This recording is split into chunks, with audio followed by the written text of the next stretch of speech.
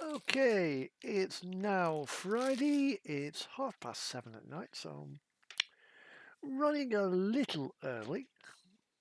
However, just take my Jean-Michel Jarre CD out of the CD player in the computer. I don't want to listen to that whilst I'm driving. And this little puppy here, yeah, this thing, that thing, can go into silent.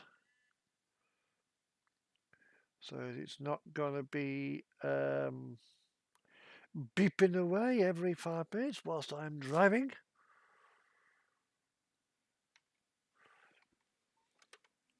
So minimize that window and I can go to that. Okay. Yes, I'm at 1.39 because of that downgrade because of our lovely friend. Yay, Connor Harry, you got promos. Hello, cats. How are you? How are my viewers?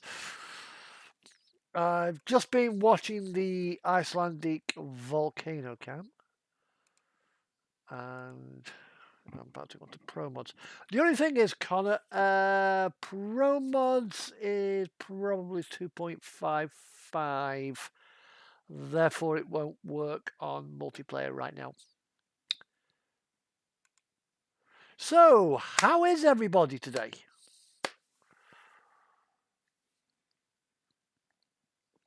As I set my truck up. We won't be able to go to Iberia yet. Maybe in a couple of weeks when TMP finally update. There was a blog post earlier on this week. I think it's about Monday or maybe it's Sunday actually, with regards to a progress update and the. Okay. There's a few lovely places to go. Right, that's my trailer. It's a fridge fan, and this is my unit for now, a DAF XF. I'm not doing too bad. Can't grumble. Can't grumble. That's where we left off last night.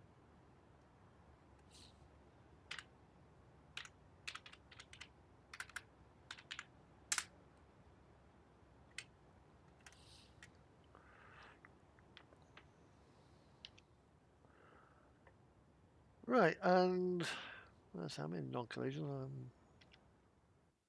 I'm in Copenhagen. Right. Yeah, there's a few places that. Yeah, it is a bit of a letdown. Just motorway after. I see enough bloody motorway on the in real life in my job. Right. Go up here and explore and tell me what you find. There's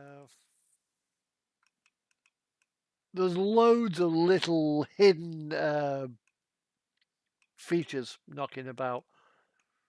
I mean, there's half a town up here. Around here, right on the coast. From out here. And at some point, I would like the Trondheim to Hammerfest Road to feature. Or just hugging the coast. That would be a beautiful road. Whether it'll get completed or not, there's actually a tunnel under here. They haven't completed it yet. And I think it comes out when they finally complete it about there.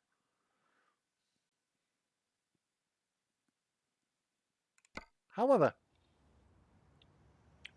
as you can see, Turkey the cat is not in my truck today. I don't know where he's gone. He might be curled up on behind the seat or something, but because that's where the exhaust of the 90 that blows all the warm air to the cab. You know what cats are like to be warm.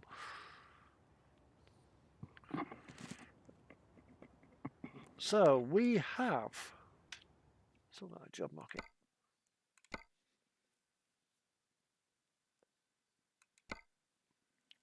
Malmo, Trelleborg, Kolding, Aarhus, Berlin, Herschels, Arnhem, Rocklau.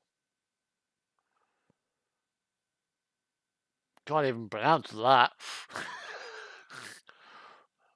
These are all distribution centres.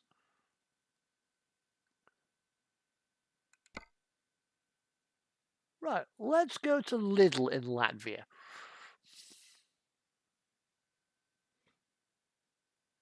Cecil's Megapack. It's on the Steam Workshop. That's what you want. I'll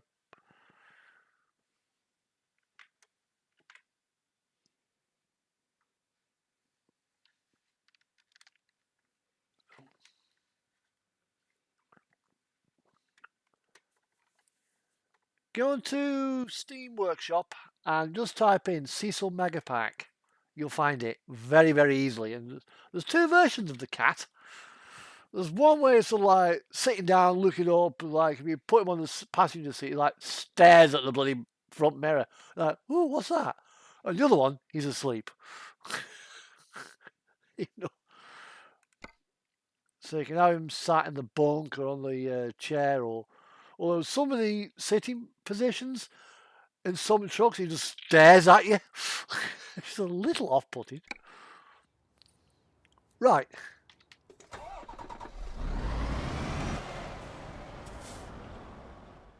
So, Ragnar Logistics is there.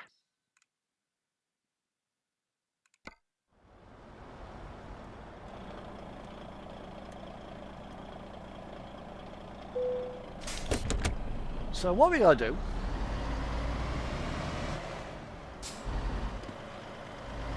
is take some fish to Lidl.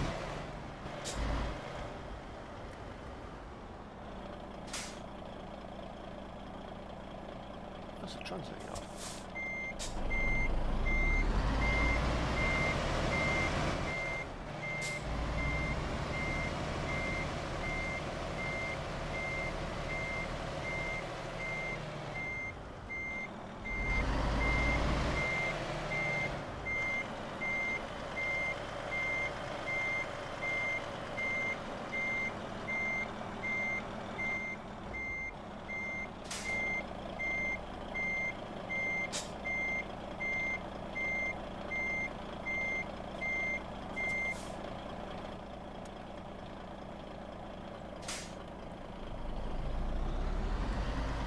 I used to have a Persian tabby cross many, many years ago. We've got a dog at the moment. And he was a character. Right, vicious little sod as well. He's quite happy, let it straight, all of a sudden, wow! Out come the claws.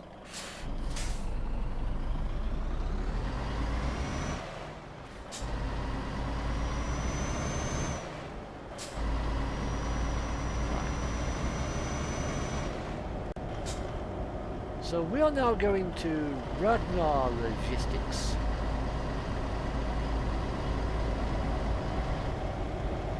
I swear that's a reference to Ragnarok.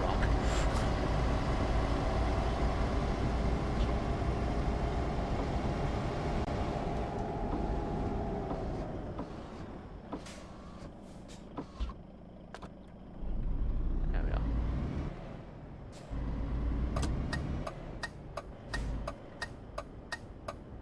Ah, little Jack Russell. We did have a Yorkshire Terrier cross with a poodle. We had her for 17,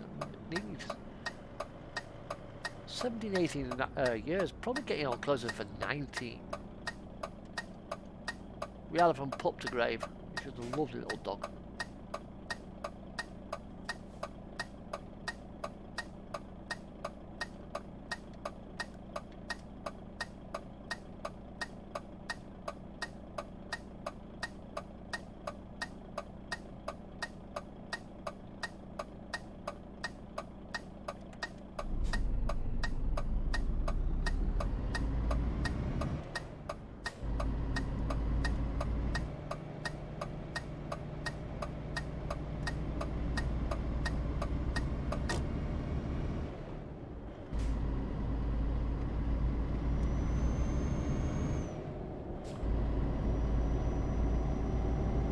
And she likes to lie underneath. Cecil Megapack. Let me just... I'll write it down for you in a second. So as you can see where I am, I can't really stop right now.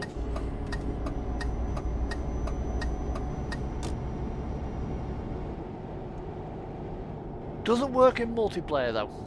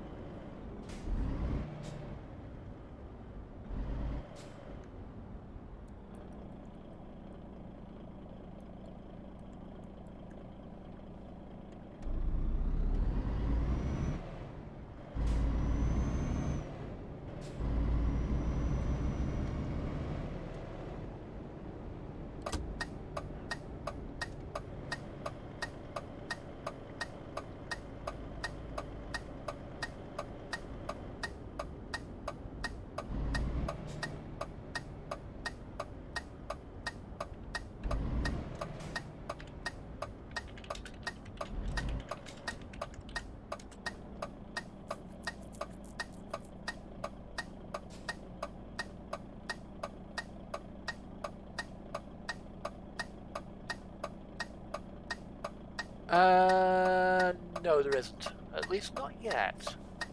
It would be nice if SCS integrated things like that into the cab accessories kit.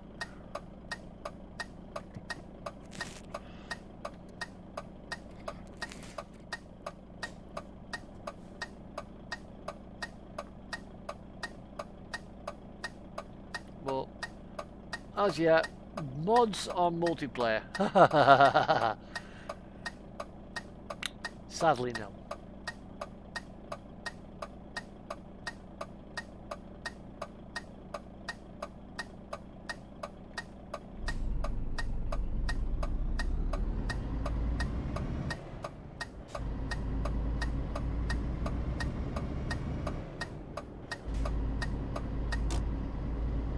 Right.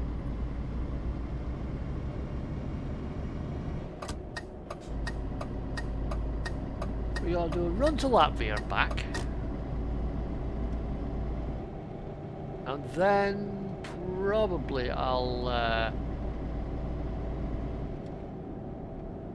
change my trailer.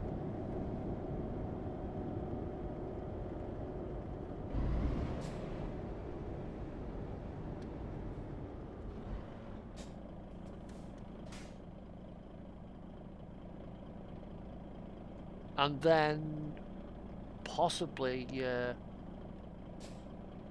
might do an Iceland run, I don't know yet. See what there is. It's not like I'm short of money. And my other profile, which is for non-single player, so non-pro mods, has got quite a bit of money on it. So I'm not going to worry about using that one for a while.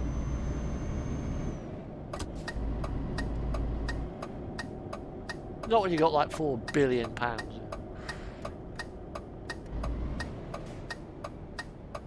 Ah, Renar Logistics. See where it wants me to load up from.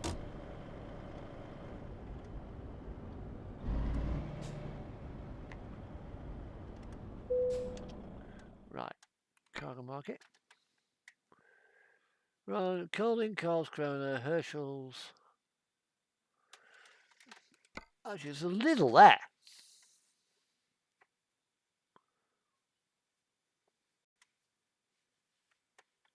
You know what, I'll take that one. 16 tons of plums. It's just down the road into a Lidl store. Well, I think it's Aldi which are the real swines to get into. Now, I don't know what, actually, yeah, it's taking me to Lithuania. I could go sort of that way, but nah. I'll go that way because it's heading back towards me depot anyway, so.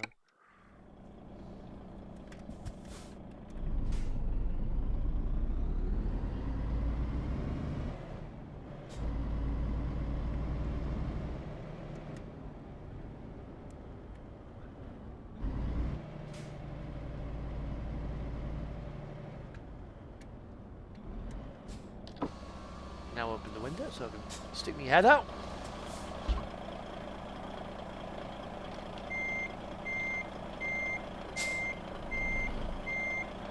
You know what, I'm actually almost happy with that. It's not, I ain't got much room to go forwards, but see how we go, see how we go, see how we go.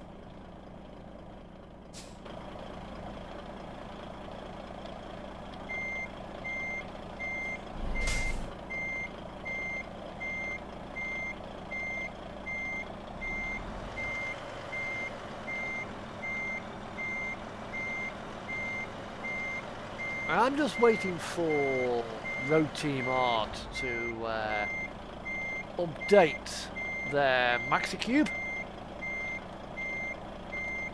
4-axle trailer to 1.40.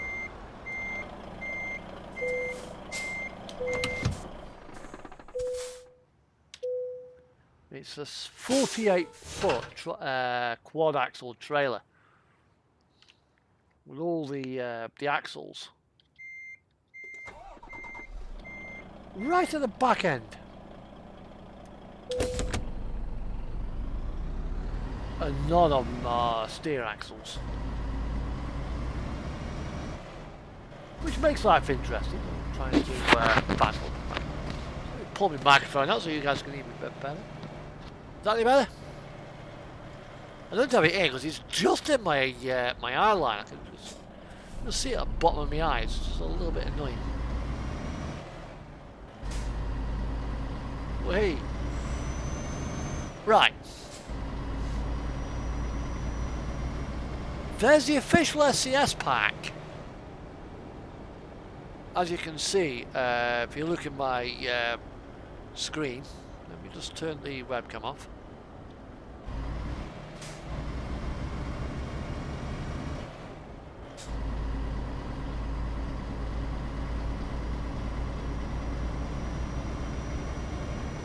You might be able to see me dancing Little Marble.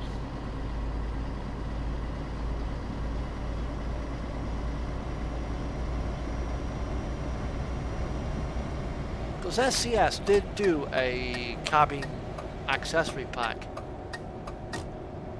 hence where that bag came from and the blanket and pillow came from.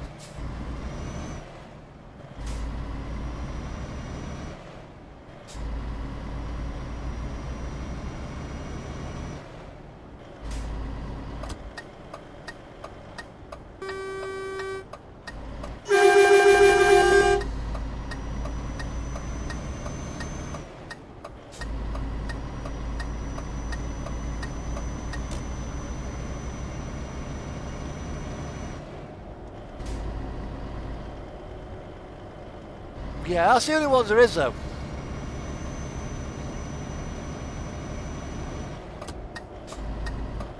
I mean, you've got things like, if you got the Chrome DLC pack, there's a, you know, some Chrome accessories, I think, you know, window pennants and shit like that. Although, I don't have a lot of window pennants. I mean, I don't like them. I might have like one or two in there, but you get some people who just fill their windscreen full of pennants and stuff, and then when they have a crash, they wonder why.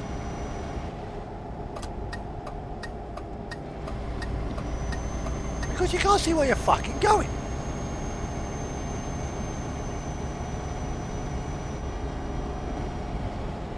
Okay.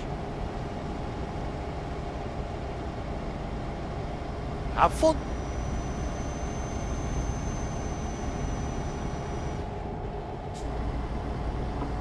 I mean, I'll be up for a couple of hours yet, so...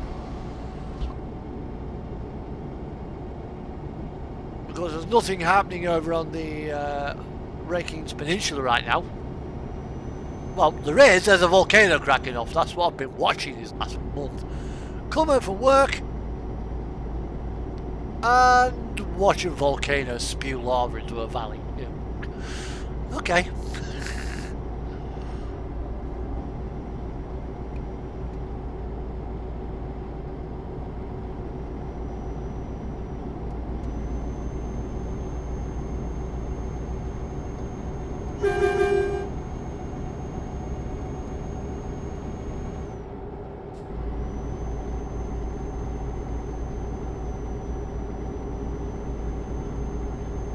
I spend a couple of hours on here, then switch over to ATS, do some single player on American Truck Sim.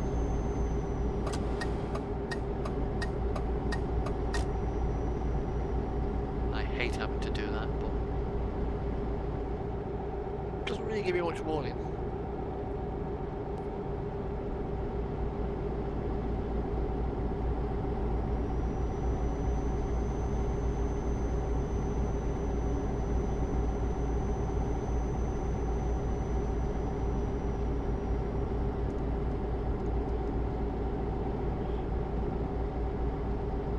Yeah, Connor, if you're still watching, Pro Mods really is enjoyable. Would you go Pro Mods? You won't look back.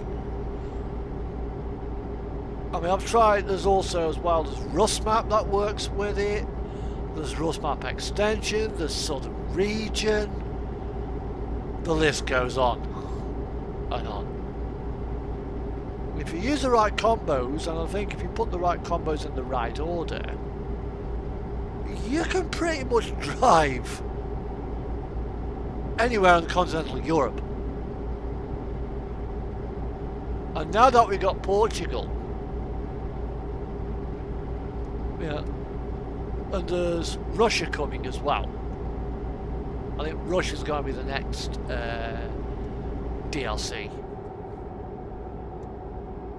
After Russia, that's what the next one that SCS have announced.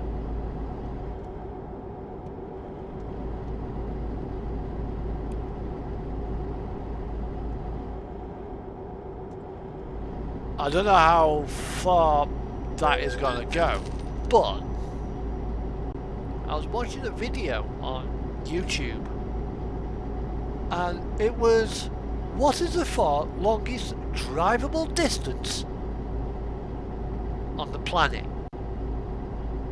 And you think, you're looking at like Tierra del Fuego in Argentina, going up to Dead Horse, Alaska,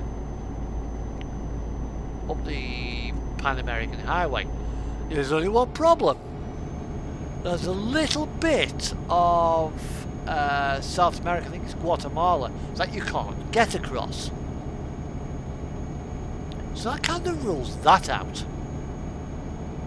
So then they had a look at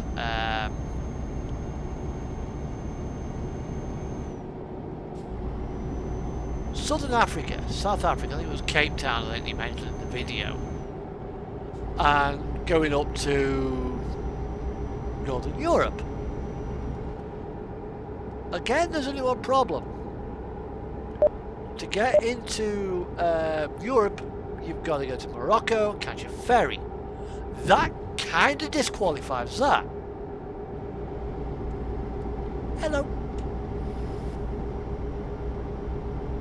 Yeah, so what was the longest drivable distance? It turned out to be from Portugal to the North Korean border.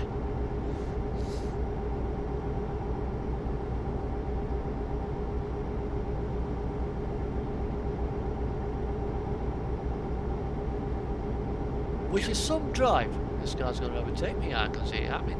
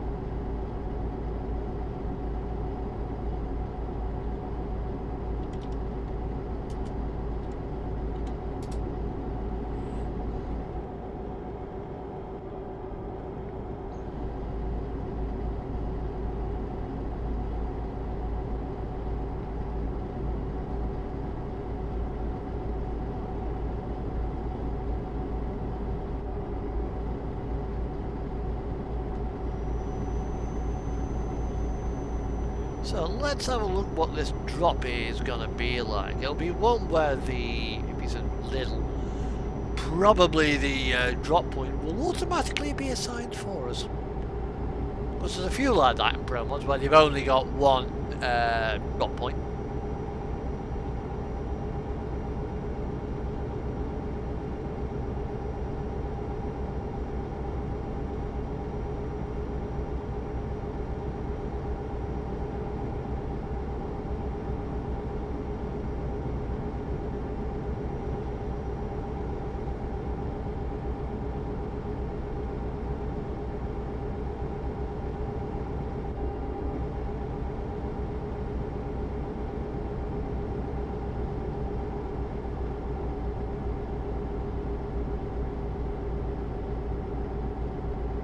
However, we are now 78 kilometers away from the drop, so we're not doing too bad.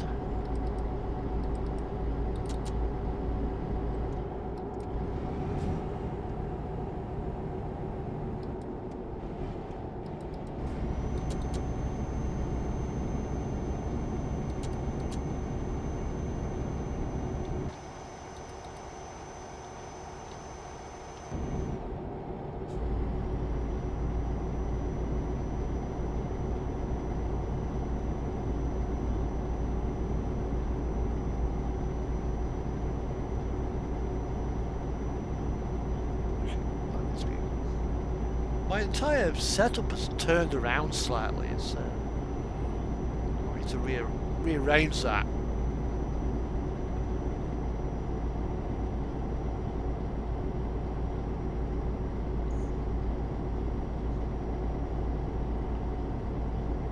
It's a little bit. My setup here is a little bit troublesome. Because I've got my laptop on top of a cardboard box. Because if I have it sat on the side there, I won't see the screen, I won't be able to type because this keyboard will be in the way.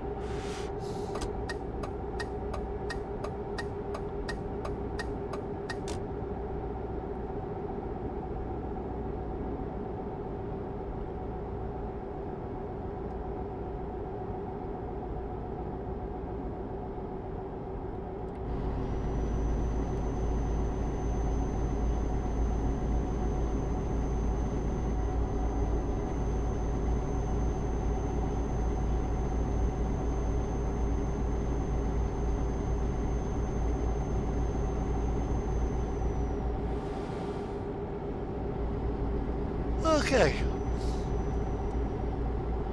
Well,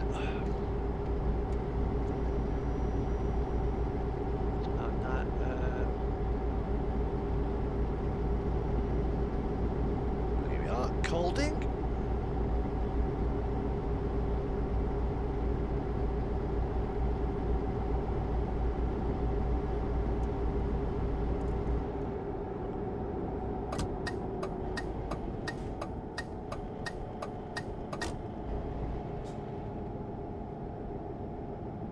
So we just come around this corner.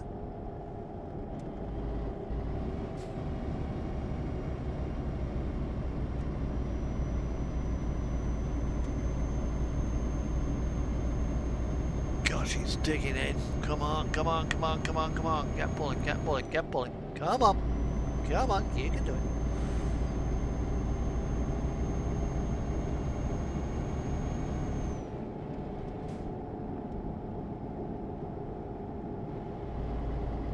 Actually, these guards are turning light on, I think. So it'll light up the all this area better because it's very dark at the moment, so you can't actually see what my hands are actually doing. You can see my keyboard over here lit up, but it doesn't show much else. That's got to change.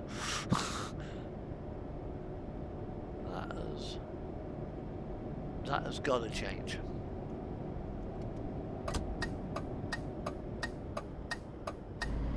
I put the webcam up there to actually give an overview of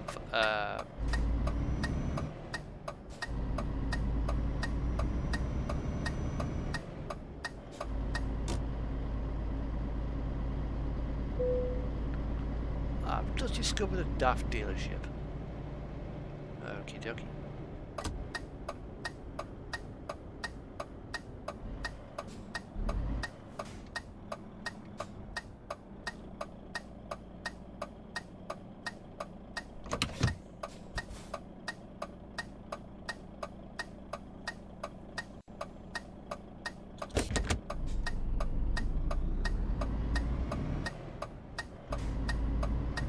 And there's Lidl. That's where we're going. Actually, I was in single player the other day. It was last night, actually. I was doing like loads of short duration jobs, and I delivered to McDonald's. You don't see that on promos. You don't see that very often. Although, not many players actually pull fridges. Everyone seems like pulling all the flat beds and box containers and what have you. Right. This is Lidl.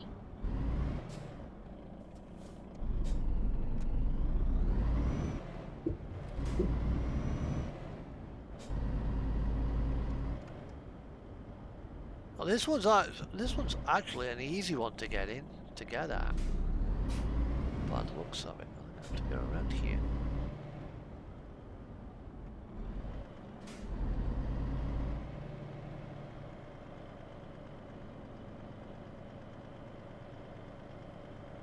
Then around these cars.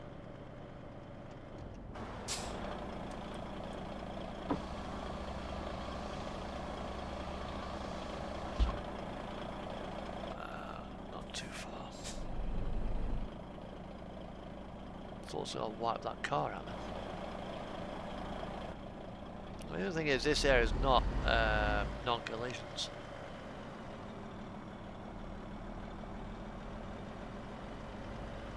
Which kind of spices it up a bit.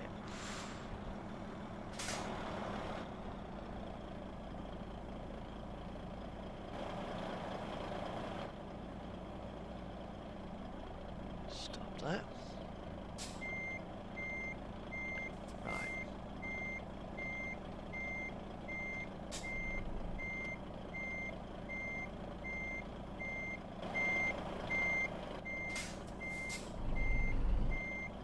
Got to be very, very careful here, because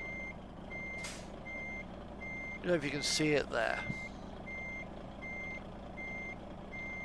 You just see that Volkswagen just by the Volvo.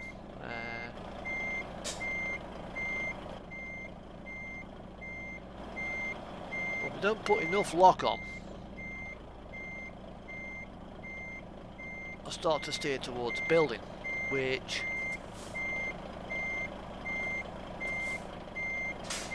the various shoppers in here probably would not be too happy if some cretin with a 44-ton truck reverses into their shop. However, it's going in just nicely.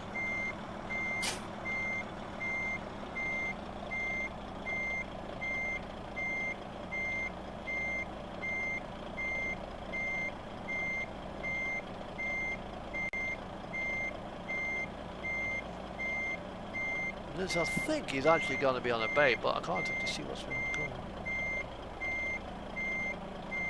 Yeah, this is on a bay.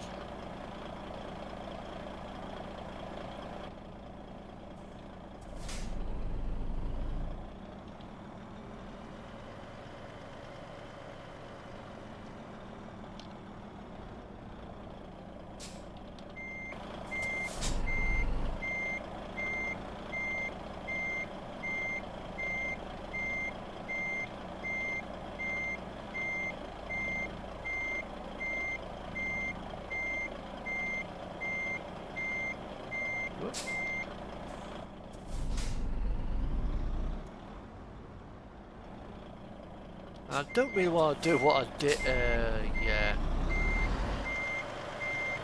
I've done before now, just reverse the truck into the wall. That's never a good way to deal with your receiver. Yeah, I've got some plums for you. Well, just flatten your dock. I don't like it. However, it's green. I'm a little bit off to the side. But it's gone green. I can accept that. 247 kilometres. Let's see what there is. Nothing from there. Let's see what's coming out of Colding. Herning. That's a Worth. GNT and Jönköping.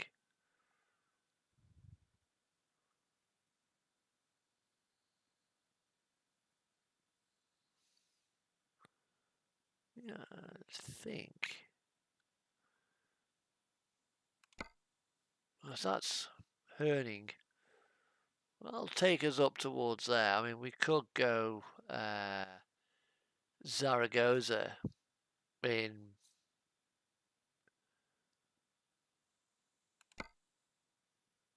Spain.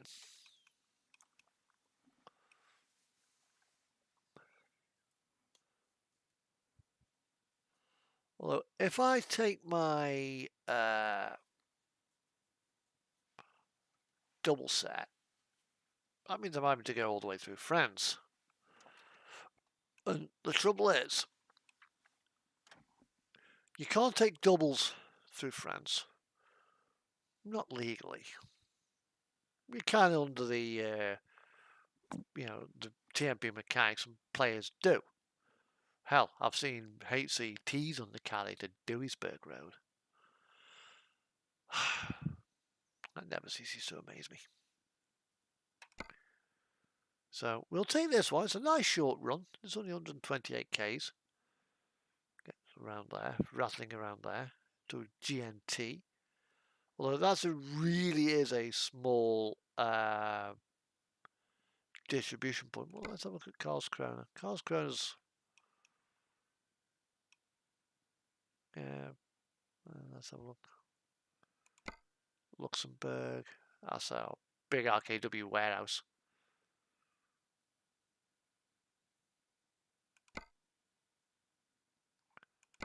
So yeah, we'll take this one. Gets up to Herning in Denmark. Because I'm not going to, don't plan on deadheading all the way up to where my home base is. I mean, things I would like SCS to add in this game would be step frame trailers,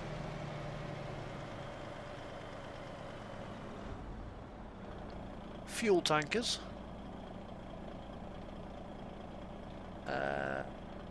powder tankers,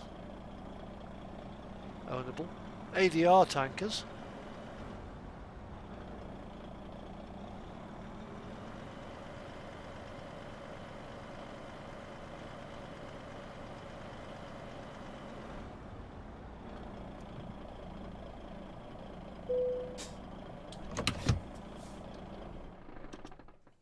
might as well get my truck service whilst I'm here. Yeah, 11% on my tyres, 12% there. Get my tyres recut. Right.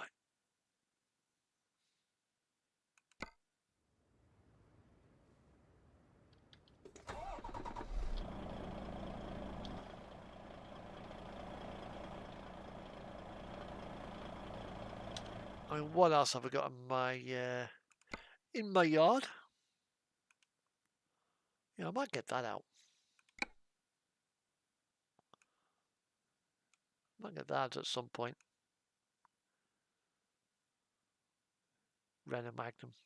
No, it's not a bad truck. It's just that SCS could have done it a lot better. say no to a Magnum though, somebody give me one.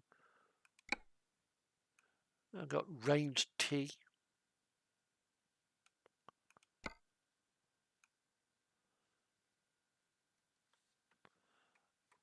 Which is sort of the replacement for the Renault Premium and the Magnum. Scania S. Volvo FH in the pirate livery. Got that one there. That's what I'll zoom in now. Right.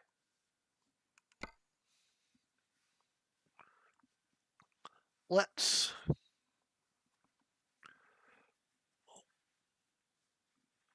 get some. Oh, the flares are out of position. Let me cured that. Right, okay.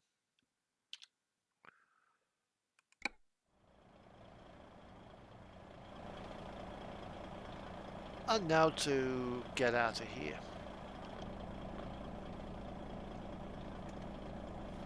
Now I know there's a little bit of a barrier over to my side, so I need to avoid that.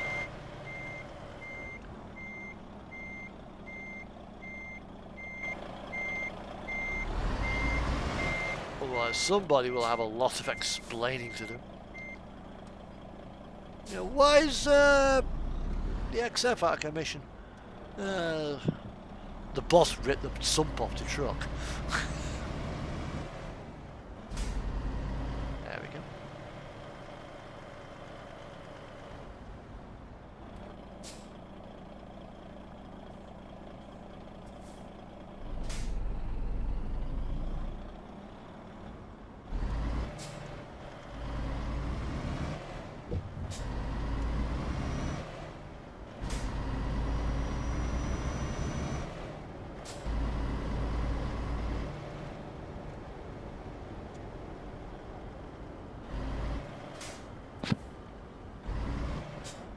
And that's where we're picking up from there. Worth.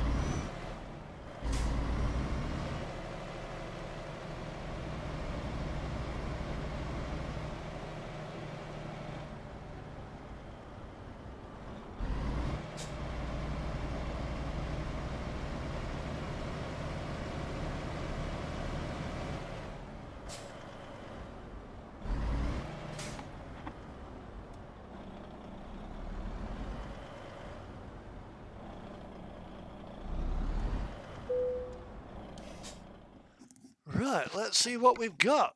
Coming around to Worth. Yeah, Herning is where we're going. 20 tons of oranges.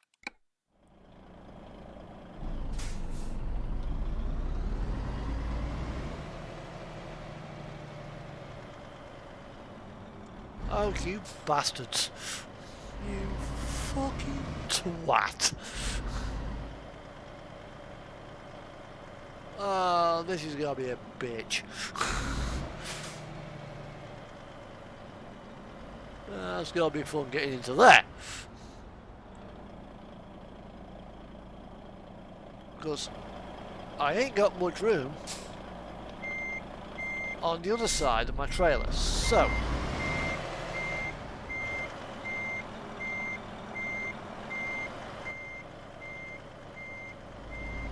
spinning around.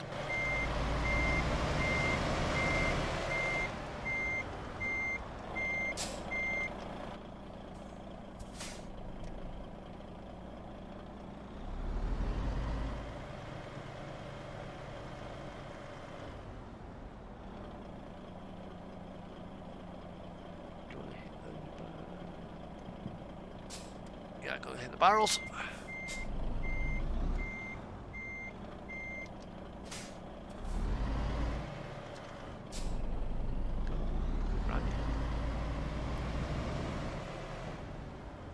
And again, what we have here is the dreaded blindside reverse. And I know you all love to see me do these blindsides.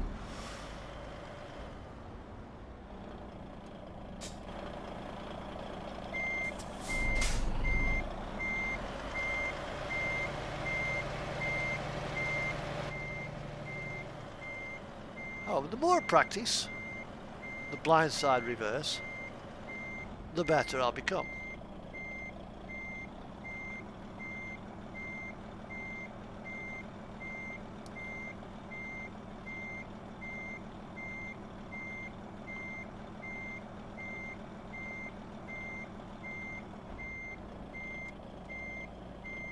Now this is kind of where it gets interesting, because I now have no idea where there's...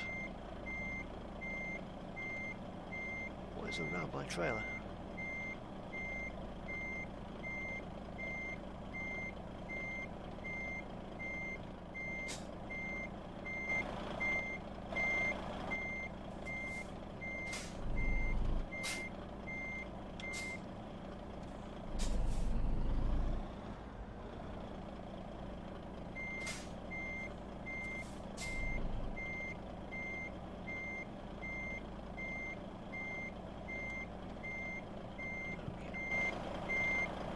Oh crap. Nice reverser on the trailer, but I'm in the wrong fucking bay.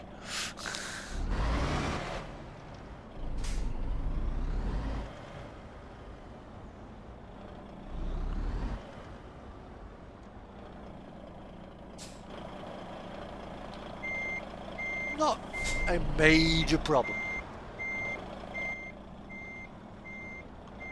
As long as I don't try to go too far over, I can cure it. So start to back in there like that.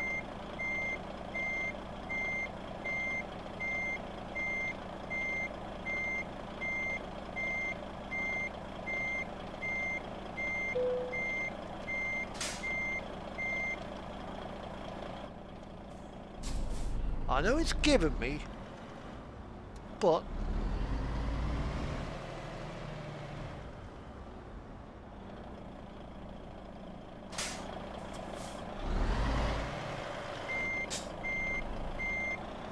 well, like I was trying to get in here with a double set. That ain't fucking happening.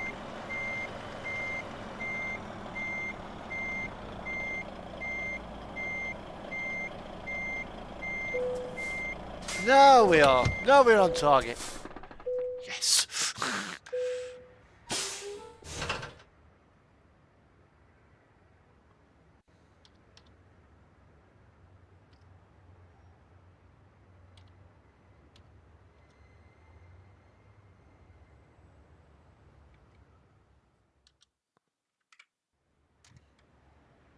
Right, we're now loaded, and we are going to be going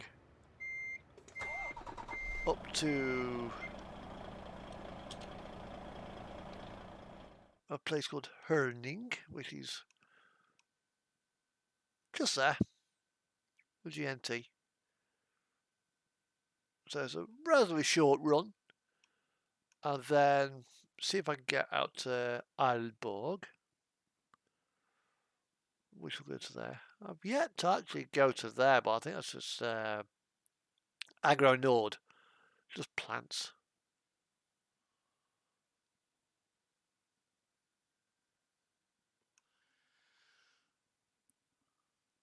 And then we'll see what we can get.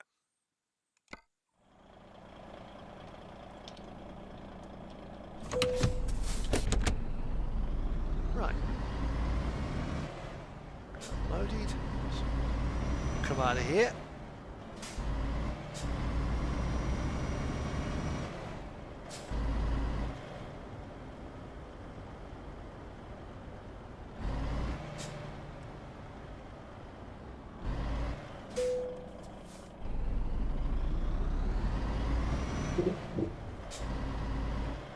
Swing out, make sure my trailer doesn't wipe anybody out, which is always a good thing. I mean, you don't wipe people out. Don't hit the sign, doesn't help. Don't want to scratch my trailer.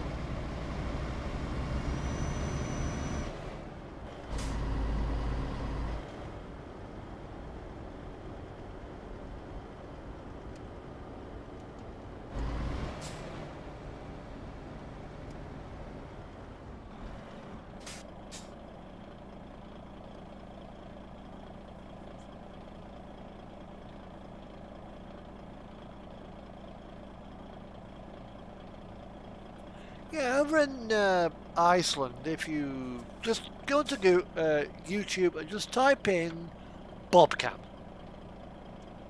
Bravo, Oscar, Bravo, Charlie, Alpha, Mike. Bobcam. And that'll give you a nice overview of. Last time I looked at it, you were looking into Ragnar. Because there was first one that came out was Bob, then Flo, then Sif, then Ulf. They all stand for something, but it's what the fans have named them. And basically, it's a fissurial eruption. Where basically a vent will open up, and another vent will open up, and it slowly splits the crust apart. Because Iceland sits atop of a volcanic plume astride the Mid-Atlantic Ridge, and it is that activity that we are seeing right now is because the ocean's moved a bit, you know, the seabed has moved.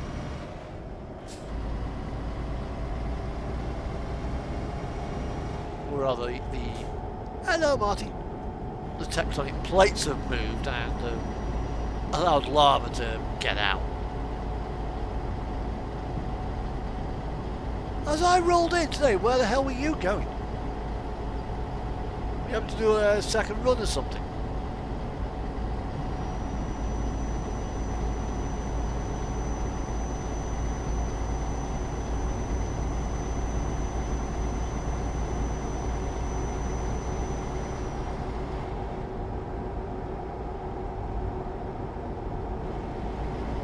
I think I've gone the wrong fucking way. Never mind. Never mind.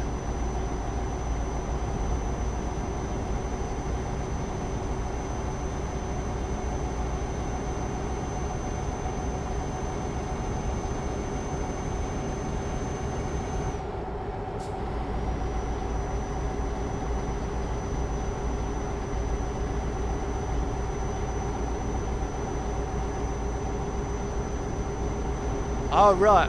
Well, you got another one, have you?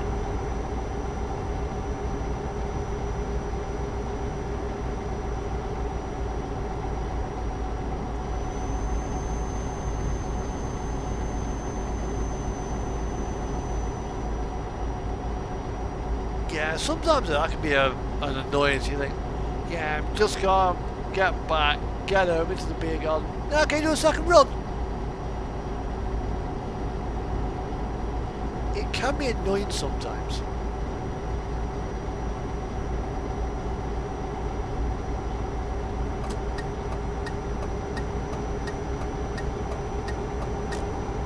Especially when you've had a bitch of a day and you just want to go home.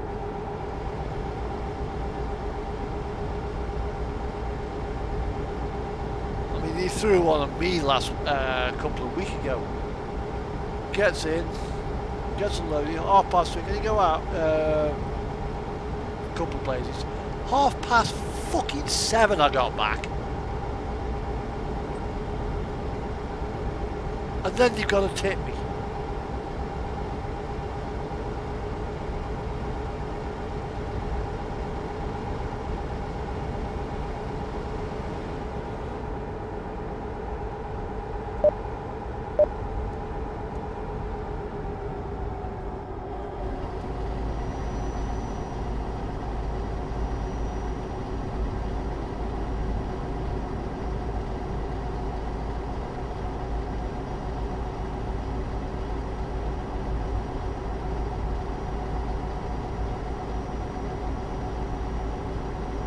Yeah, he's probably just doubled the bloody job mileage, I think. He's gone to the nearest town. Oh, it's gone to a dance. Okay.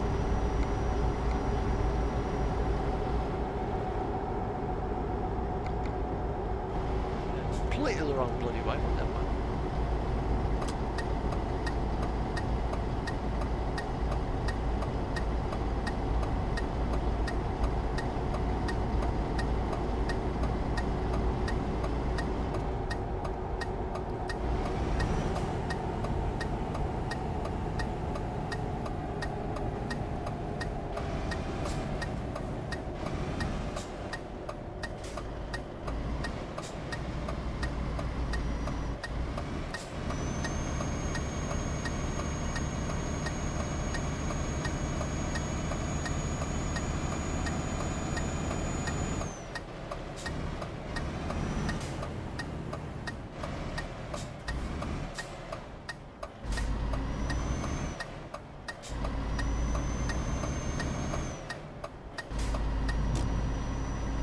Yeah, once I get to GNT, I think, in earning,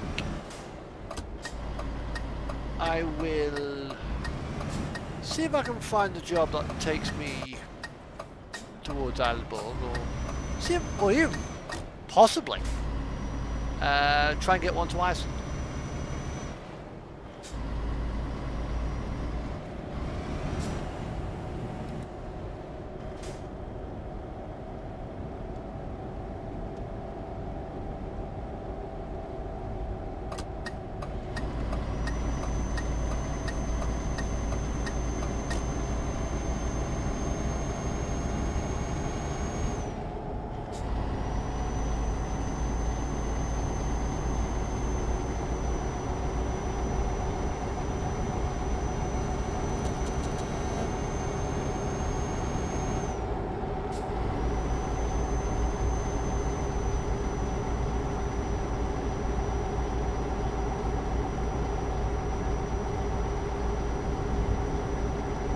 But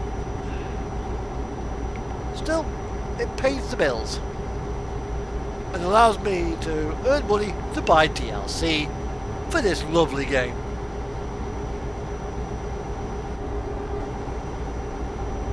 Although I'm so tempted when I get to Herning to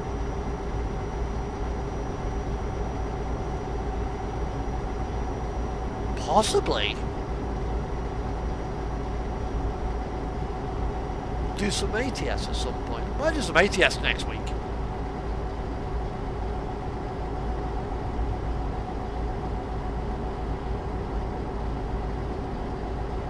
I've actually got a map which gives a small section of Australia.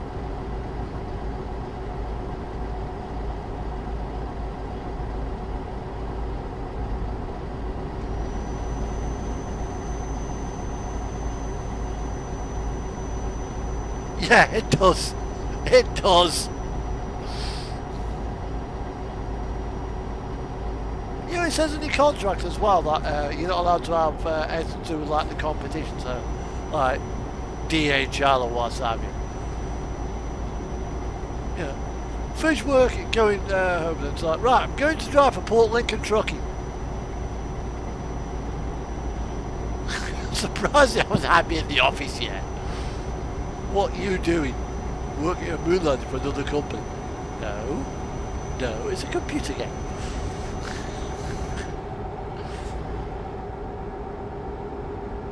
Yeah, where were you? No, I was only driving a DAF 105 through Europe, across Scandinavia.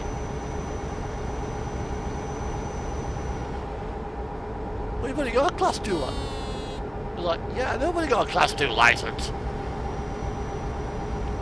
Doesn't stop me driving a Class 1 on a computer game now, does it?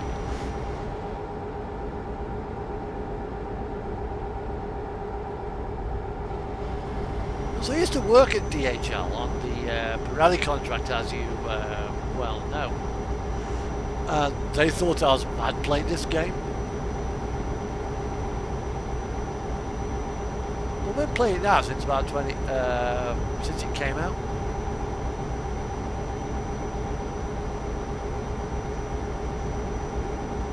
God, it's changed a hell of a lot.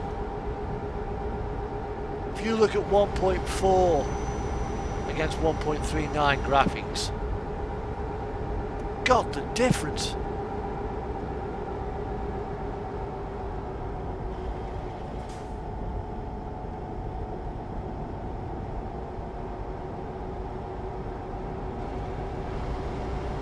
Right, once I get to where I'm going to go, I'll park up, go downstairs, make myself a cup of tea, see if you got some cookies.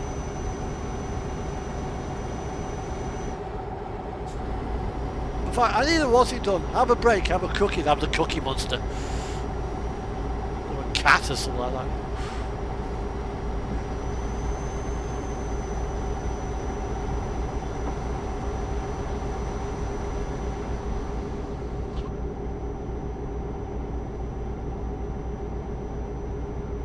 I want my truck today. I think it had an electrical hiccup because it gave me an IMS fault 81 on the tacho. Okay. But ABS, EBS, traction control,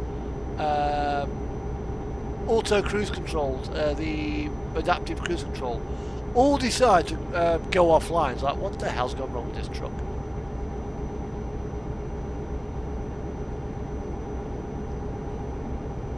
Although, it is an Iveco, what do you expect? Never had that problem with bloody Volvos. DAFs or whatever. It's just Iveco. Dodgy Italian wiring.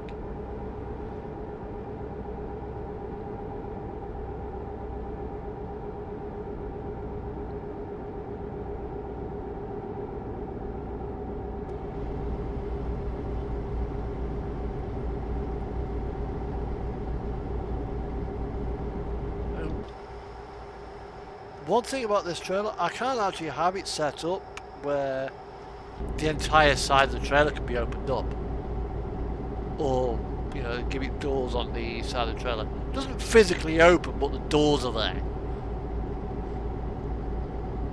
So I might put them on.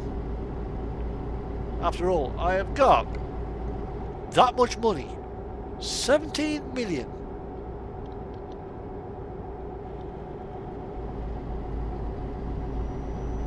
I think I can afford to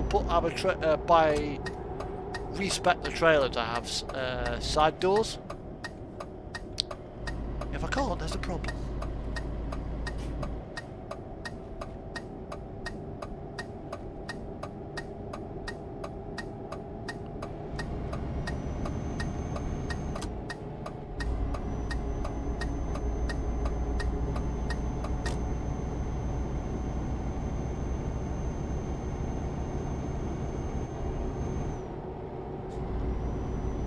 Well, here we are in the lovely town of Herding.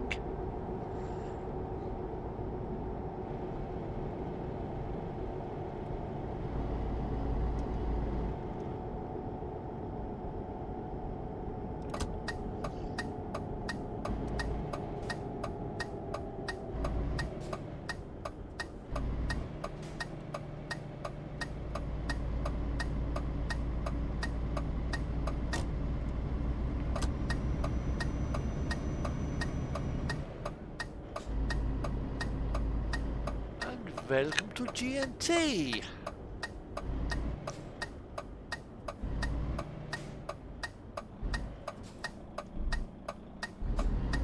Although, yeah, when the truck had that bloody tizzy fit on the M6, it's like, shit, what was I expecting to do? The brakes went really funny. It's like, you put the brakes on, and it was like, nothing, nothing, nothing. Face plant the windscreen! It's like, what? It's like, no. It went really, really jerky, really solid. It's like, but I have no idea what I'm going to be in on Monday, whether I'm in My Little Tonka Toy or somebody else's truck.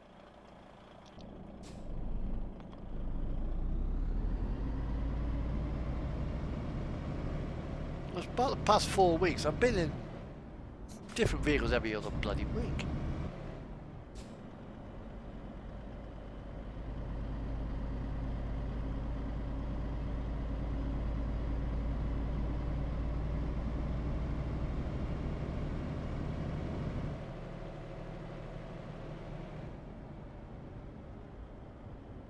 Oh, that's fucking tight.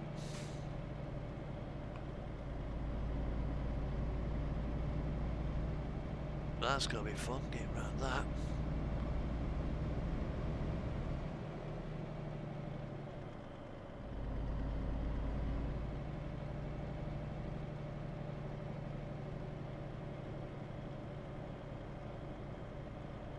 Getting that B train out there is gonna be a right fucking twat. Well, scratch inside the truck.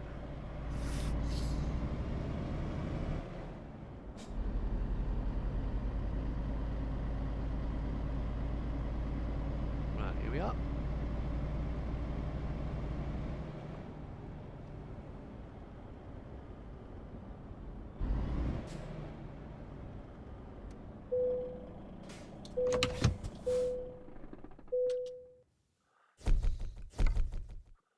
Right, company job offers, see what there is.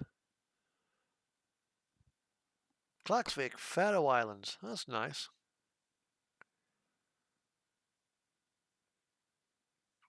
Nothing really going to, I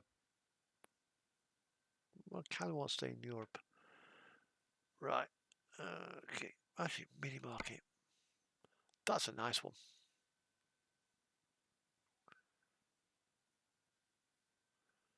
Right, we'll take that.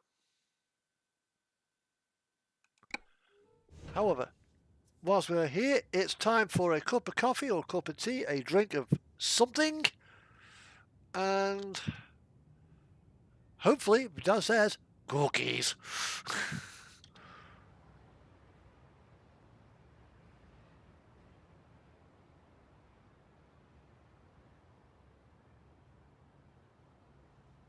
I think those two guys there, that couple, I think they're slightly out of sync.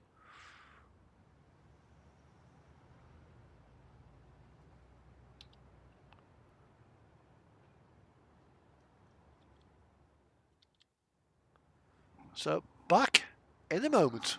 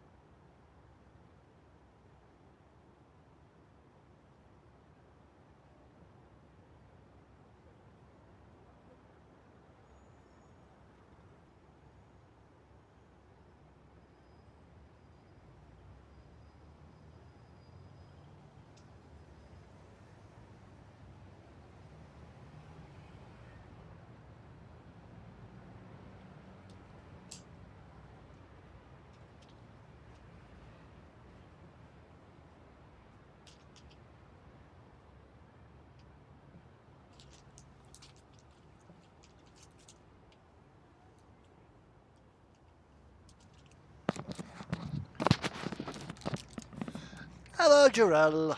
Hello.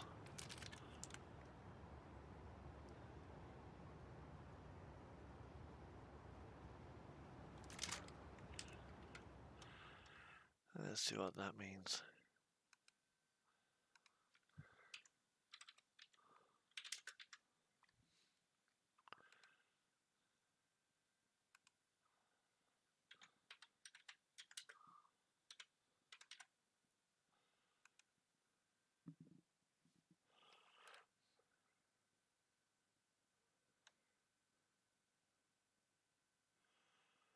Okay, Jarell.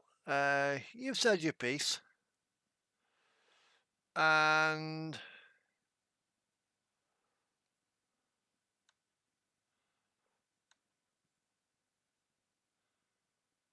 you're now hidden.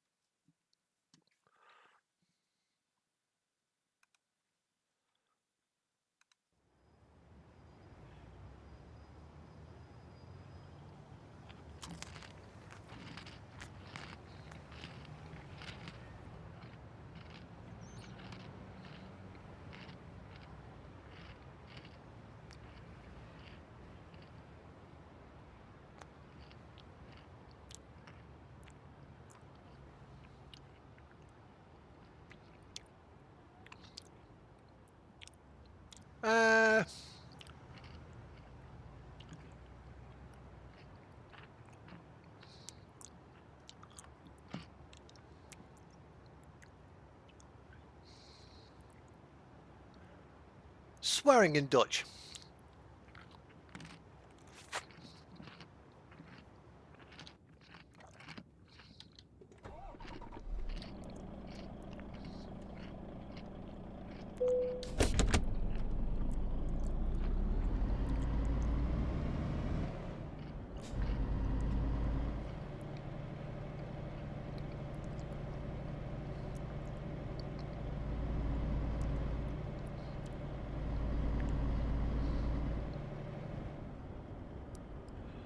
Not so much the content, but the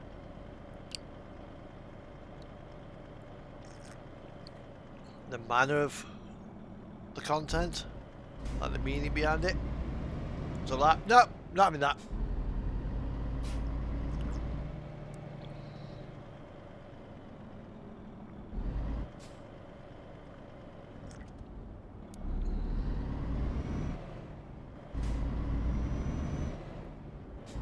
I know my language can be quite fruity, but I don't insult people. That's what it was. He was insulting the channel, so.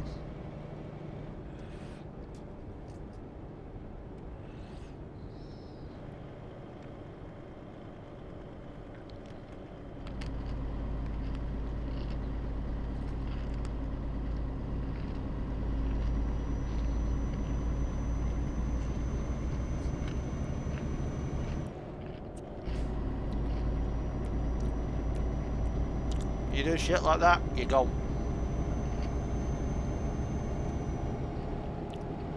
Yep.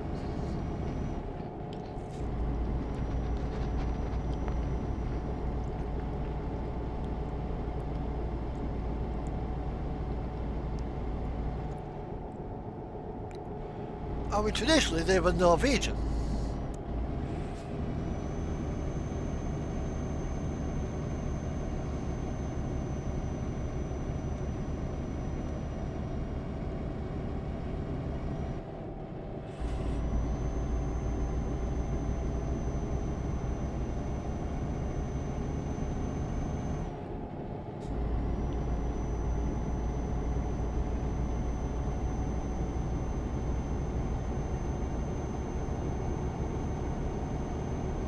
Probably just a bored kid, but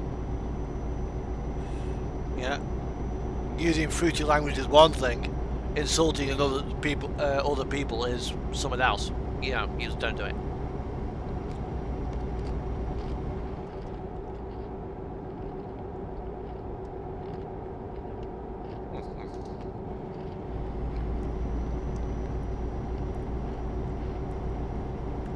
Can I have my copper?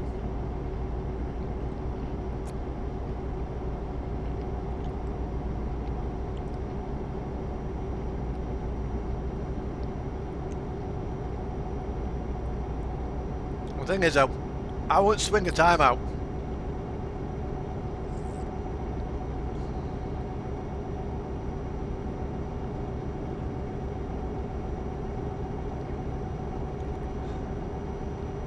Yes, Martin, I'm surprised you don't start streaming.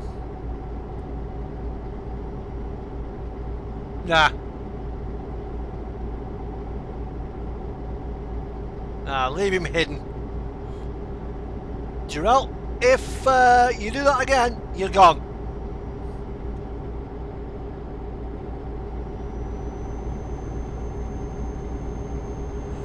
Yeah, leave him hidden.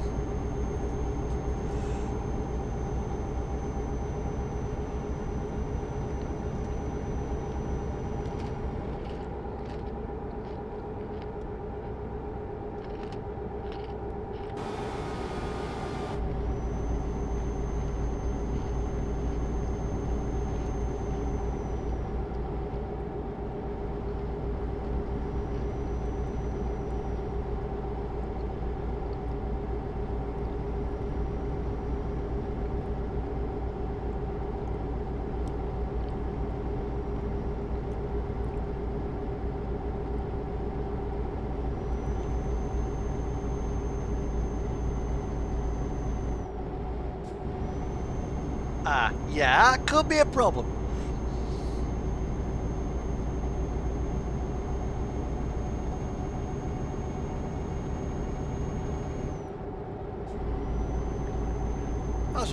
So what are we going now? We are going to Poland. Although it's sending me a rather peculiar way.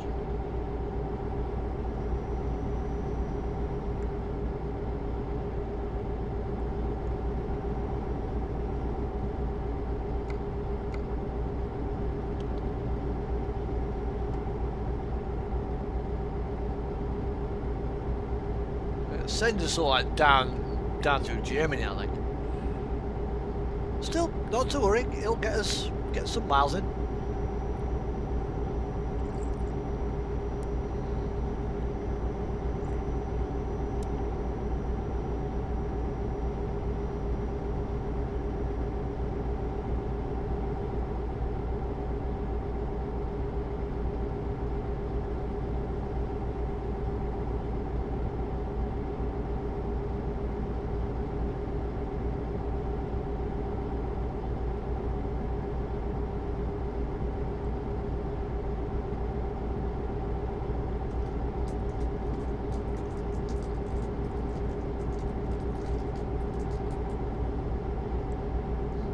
Slowly munching my way through ginger nut cookies. Man, these are spicy. I know ginger nuts meant to be slightly taste for ginger, but as ginger nut cookies go, these are sharp.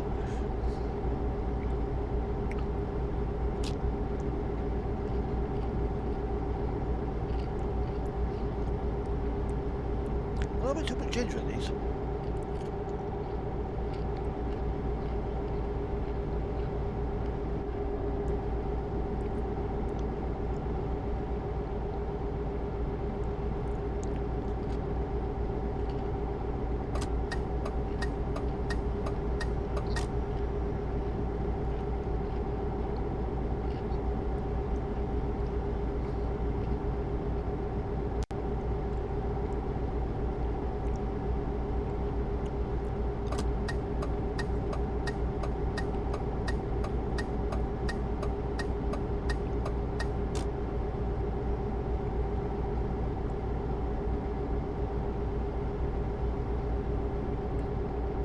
He'll probably come flying by in a minute, that guy with the helicopter on the trailer.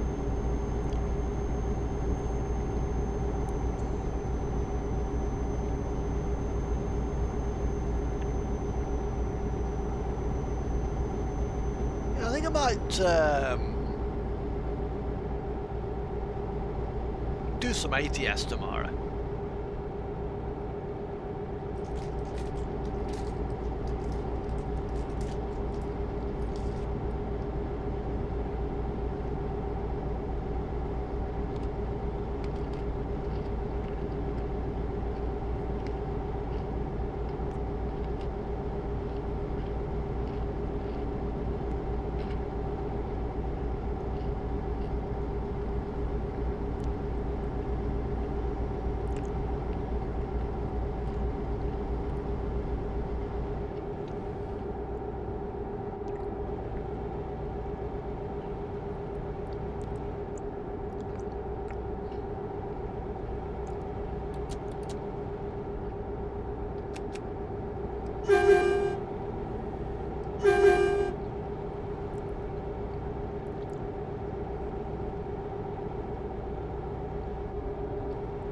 Yeah, Wolfskrieger.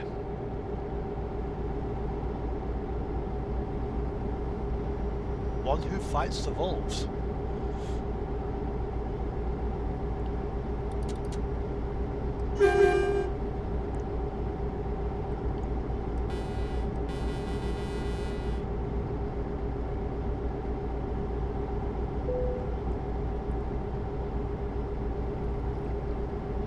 You'll see him in my mirror now. There he is.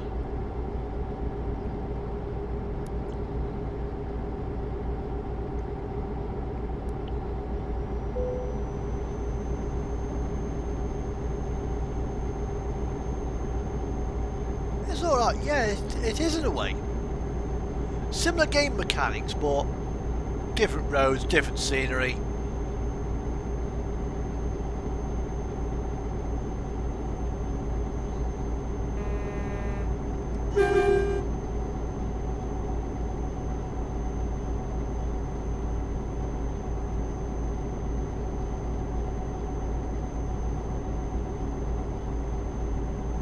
Here he comes.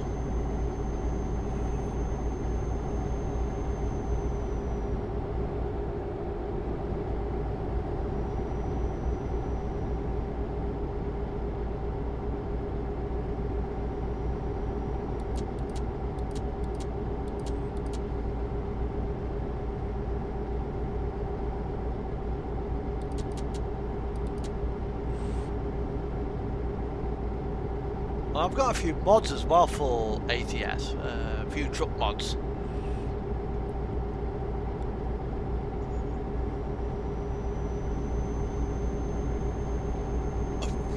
Pardon me.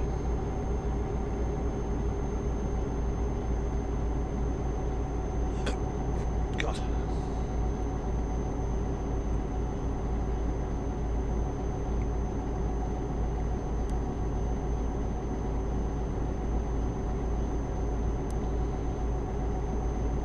Drops are more interesting anyway.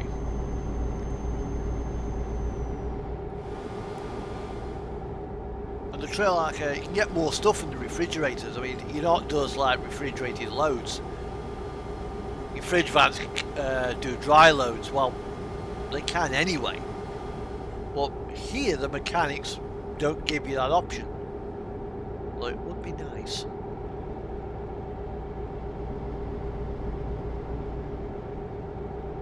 Whereas with DHL, the as an Irish truck, it's coming on a regular basis, bringing in racing tyres, I think it was. Well, not only did we supply road tyres to fast fit places, we also supplied some motorsport establishments. You know, I've actually delivered to Donington Park Race Circuit, along with Mallory Park and a couple of other places. And racing tyres have to be kept in a certain spot, you know, a certain temperature range. And this truck used to come in. It was a fridge van.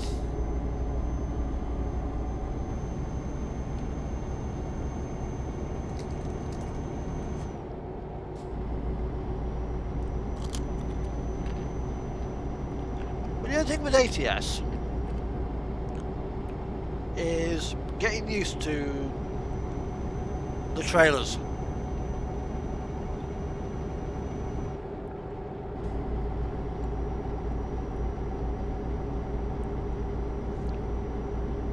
Because you got 48 foot, 53 foot trailers with multiple axle positioning points.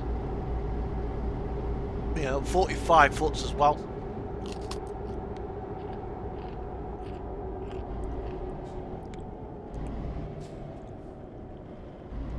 .40-foot containers, 53-foot containers.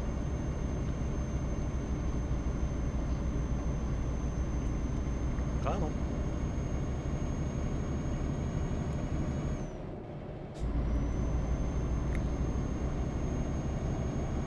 And they're all like narrow bonneted, narrow cabbed, bonneted.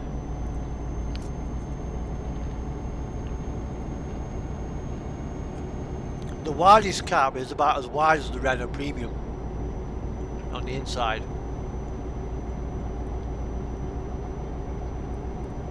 There's like the sleeper box kicks out, and there's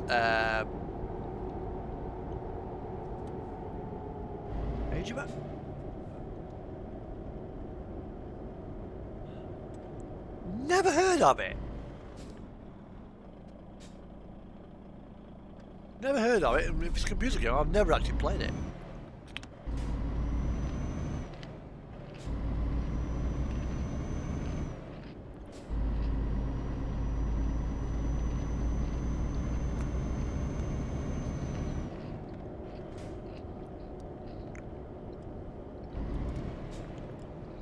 Well, apart from my trucking games, I used to play APB Reloaded.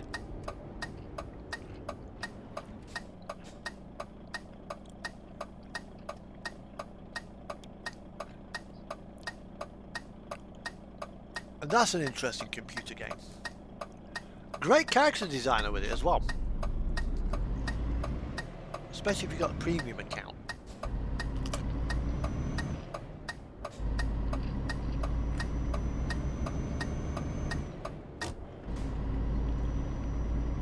It's like a Cops v Robbers multiplayer game. Player versus player. Team versus team.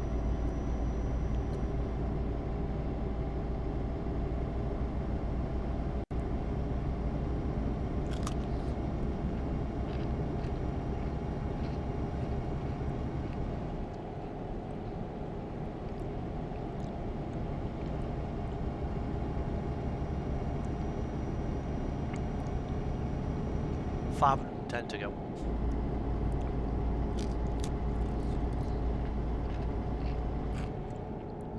And you know what's coming when we get to Poland, don't you?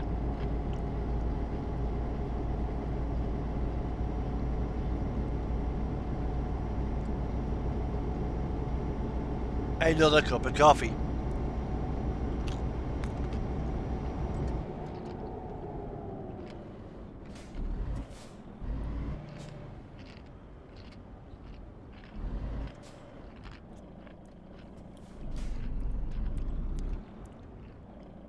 And that one, today's mug. Really worth listening to as well, BFBS.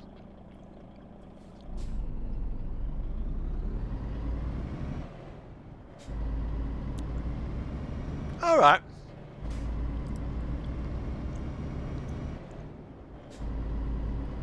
Can't say I've ever played it.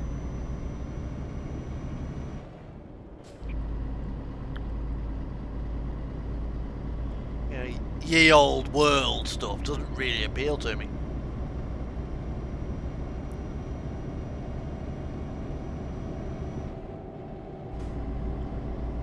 I mean, I haven't even got space to have a Microsoft Flight Sim set up. Otherwise I'd be on that, you know.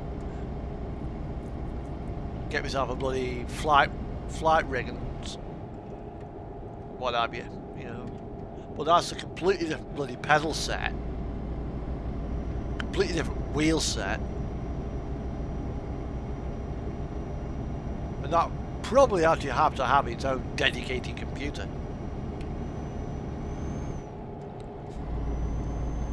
Because Microsoft Flight Sim, it's a one-to-one map of the world. So if you were to say your mission's like fly the Boeing 777 from LaGuardia International Airport to Manchester, it's a 9-hour flight. You're going to be sat in that seat for 9 hours.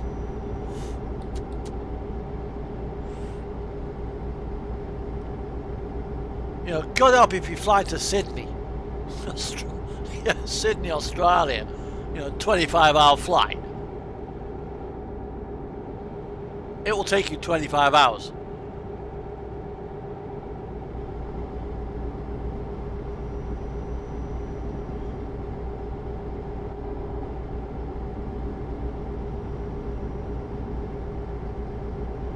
Slight problem with that. Where the fuck do I put it? My webcam's up against the wall. Yeah, just behind my laptop is my bed. Behind me is a cupboard. Behind me over there, yeah, is another bloody. Yeah, it does.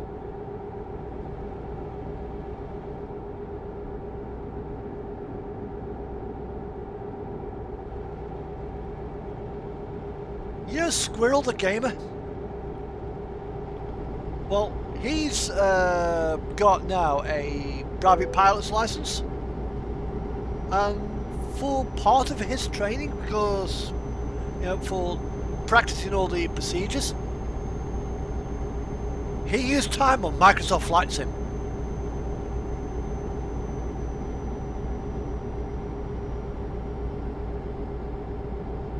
I mean, it's accurate enough that professional pilots are using it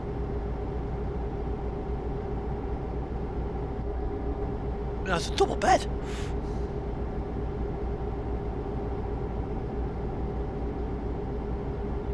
You know, I did at one point think about having it ripped out and have a bunk bed brought in and have use the underspace for basically either a model railway or a bloody computer desk, you know, and sleep up the top. Or nah.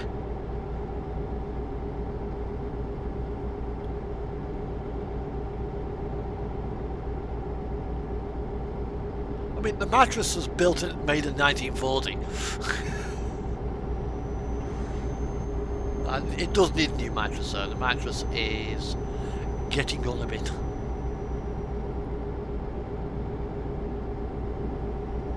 Hello, Si.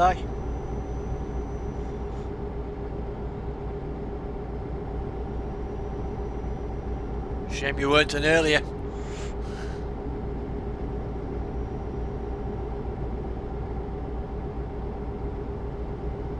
And how are you today?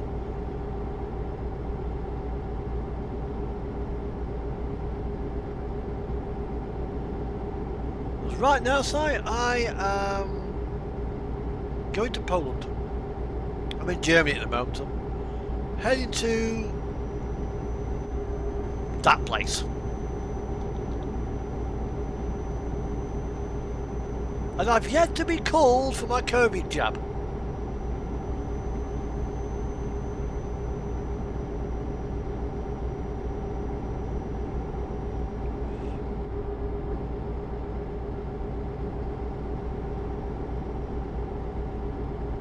But things are looking good.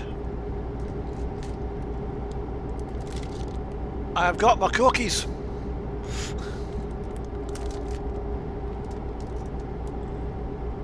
And I did have my coffee. I've drunk that.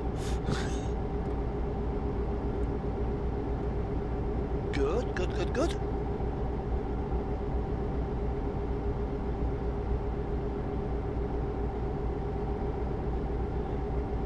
I've been watching that Icelandic volcano play about with lava. Things are getting interesting over there.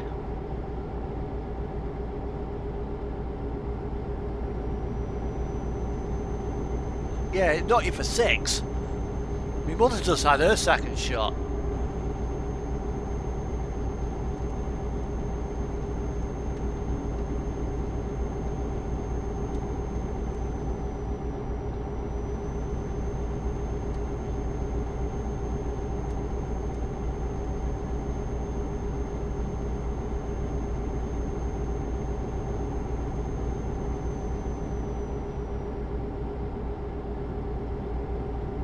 Apparently, she said the second shot hurt more than the first one. So, this won't hurt a bit.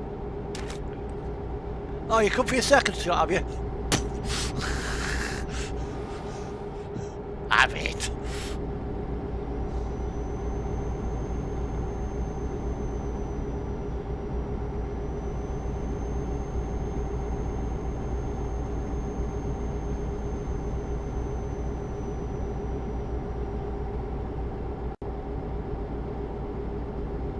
Yeah, I've got some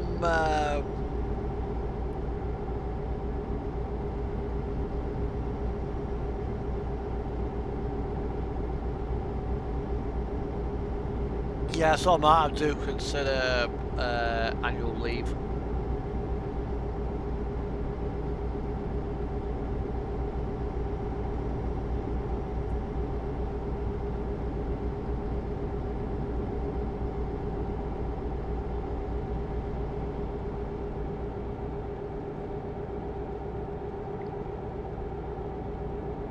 I mean, I was when it all kicked off. I mean, I was doing some delivery work for Donnell.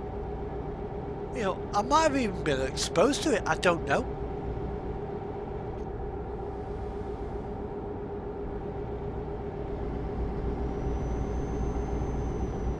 Because when it was all kicking off at the start of the pandemic, before they brought in the lockdowns, well, I was working on an agency for Donnell, home delivery. How do I know if some of the people I delivered to had got COVID?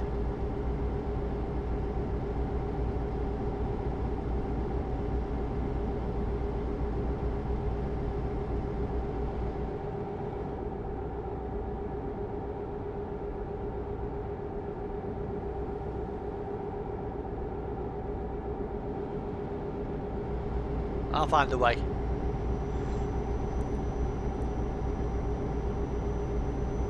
Drive one-handed if I have to. I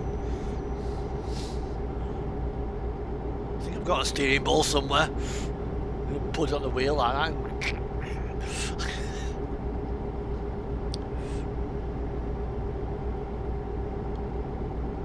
Work probably wouldn't approve because it's not meant to be on the truck.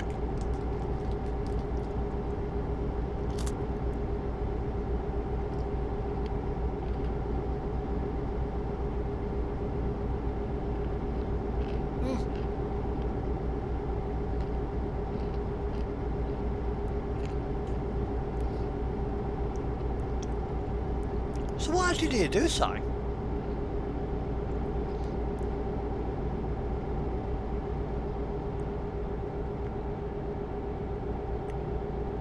mean, statistically, truck drivers are least likely to get it.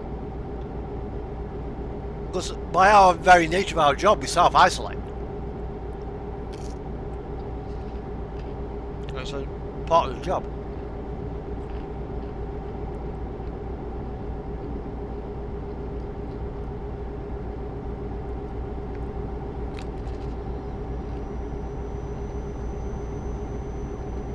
Alright.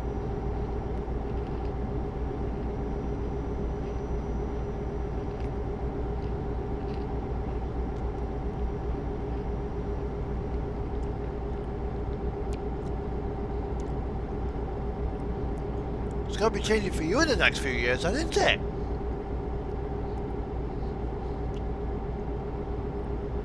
when you start to switch over to hydrogen.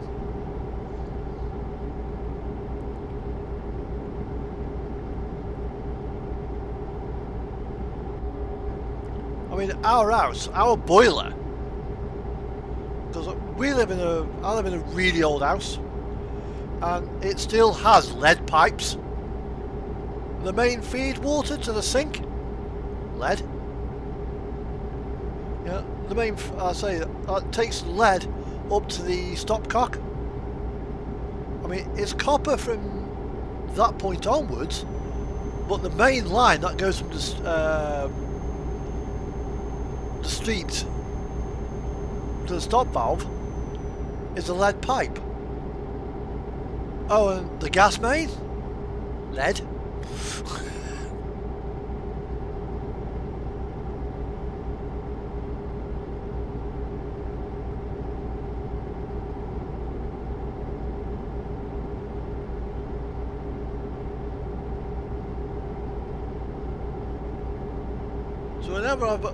So whenever I go downstairs for a cup of coffee or a cup of tea and I pull the tap, it's come to a lead pipe.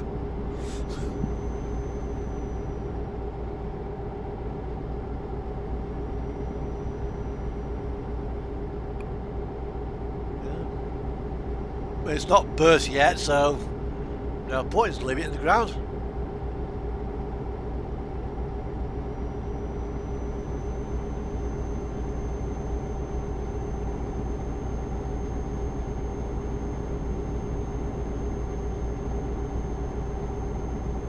Eventually, I think they will switch off the methane supply.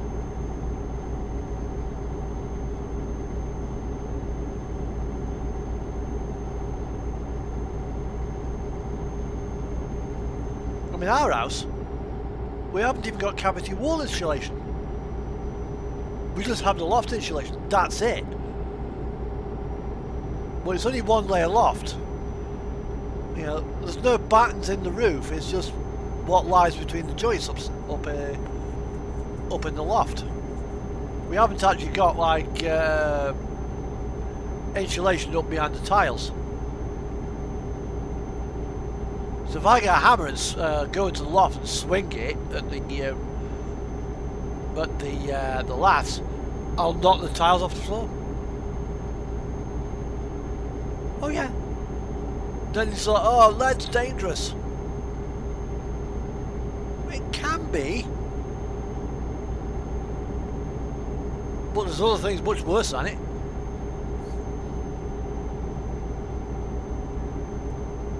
I mean, the beauty about lead pipes, it's soft and it's easily bended.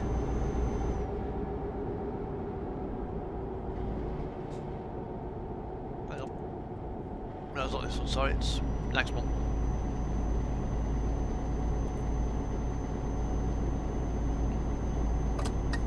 But the main feed pipe to the boiler, I think, is a lead main.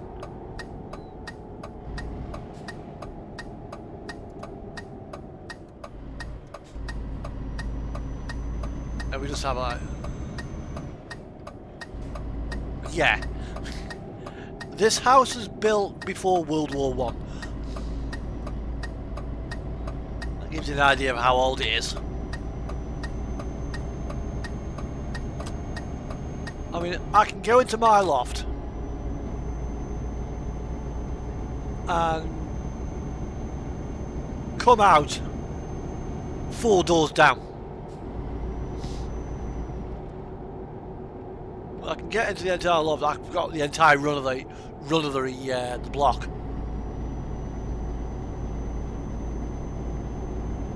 But we haven't actually had our heating on all year, all winter.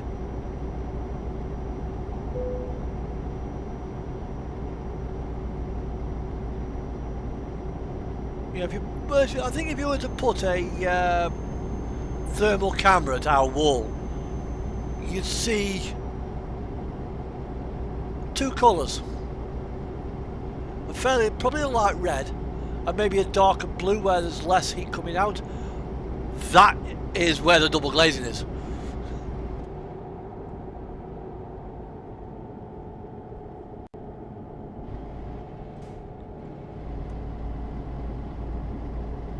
But yeah, you turn the heating off, it soon goes cold. I just chuck another duvet on. If it's cold, wrap up. Although it doesn't quite get so bad where we had ice in the toilet. We haven't had ice in the toilet yet.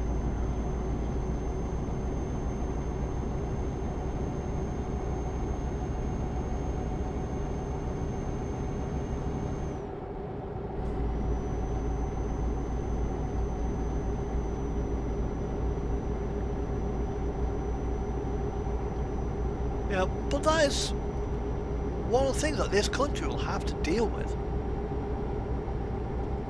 Old housing stock. I mean, how the hell would you insulate it? Cladding? No, thank you.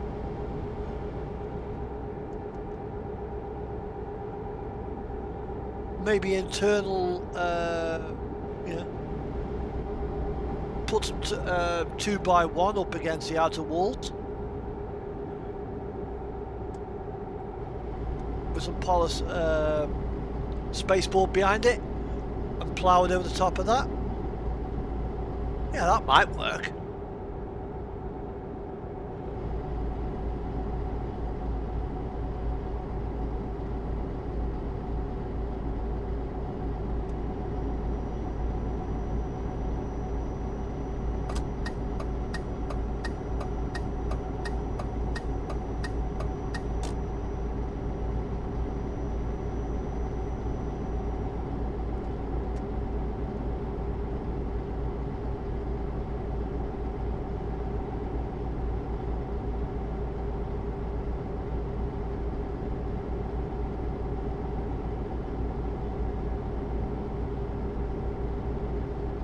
That's the thing. I mean,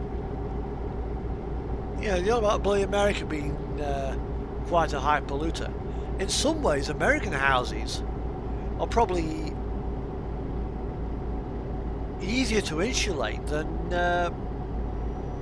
what we've got. Was all their houses are wood?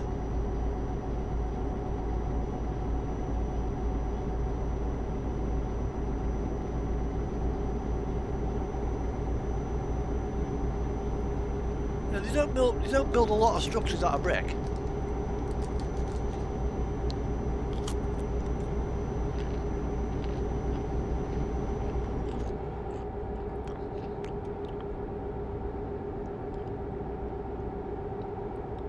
I mean, I've lived in a new build house. And I've lived in like a 70s build. And I think the best house I actually lived in was one that was built in the 70s. You know, because the new build I lived in about 10 minutes away from where I live now. I had the small room. My sister had a lot of toys at the time, so I didn't. So I got the small room. And you say it was a 3-bedroom house. Well, the 3rd bedroom was small.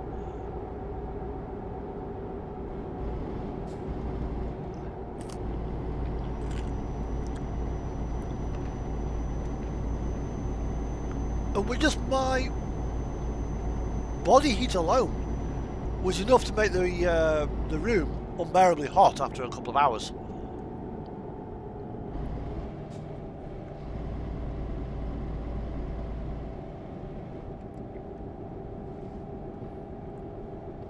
Although when I was living in Longton, Larkwood Road in Longton,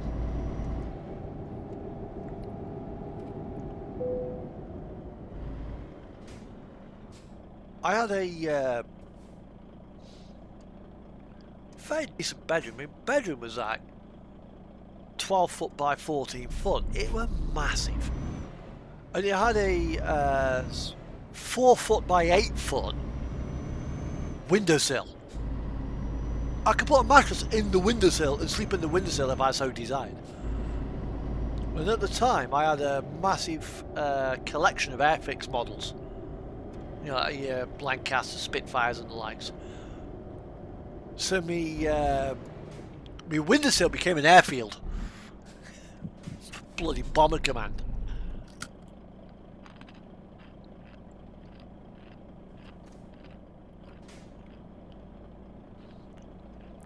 And on top of my wardrobe, I used to put all the German fight, all the Germans and Japanese stuff.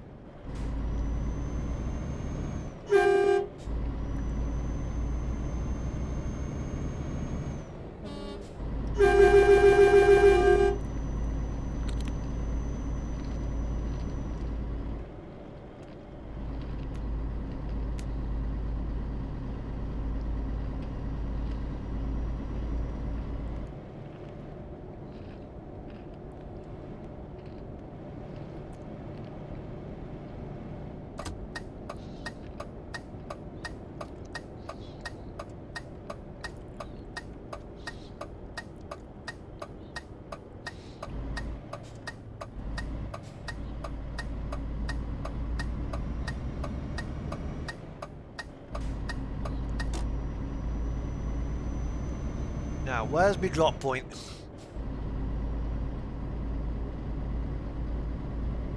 Well, I think the way housing is going to go on, I can see. I know, neither can I.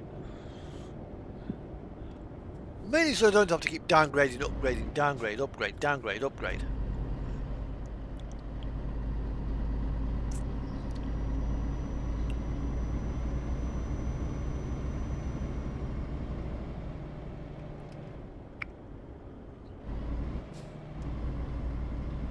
Here we are. This is going to be fun. Skate park. Okie dokie.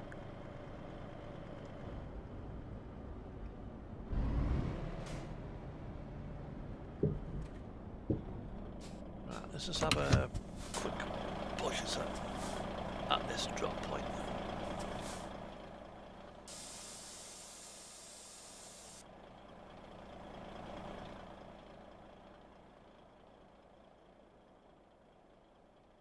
Find a way in. That's where it is.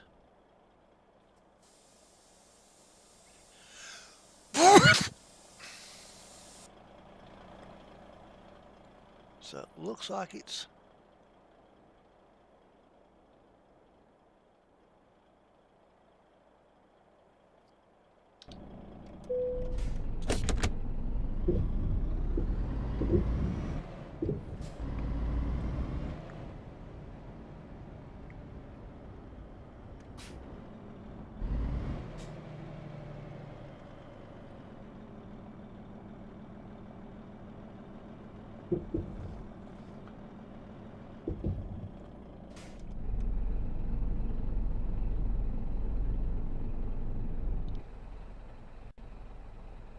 Are you taking the piss?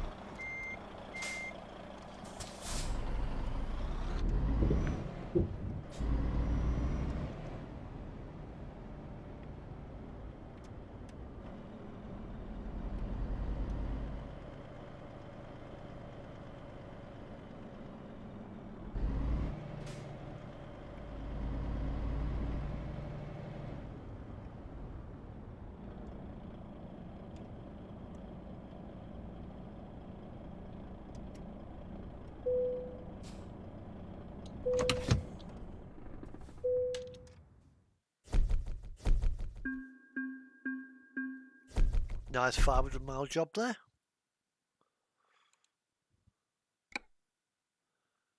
Okay. Nothing unloadable from there. So let's see what there is. I mean, I am tempted to log off TMP now and go on to multiplayer. Not multiplayer, go on to ATS. I am tempted. See what the job offers up. Closely says Helsingborg, Zagers. Yep, ATS.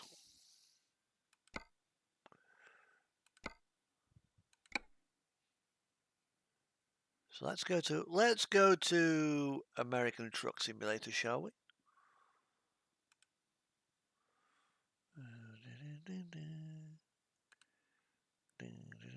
No. Truck is already running.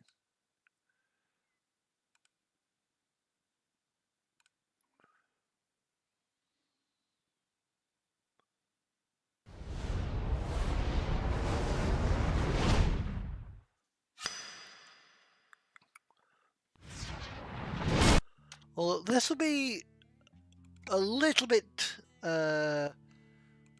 different content for American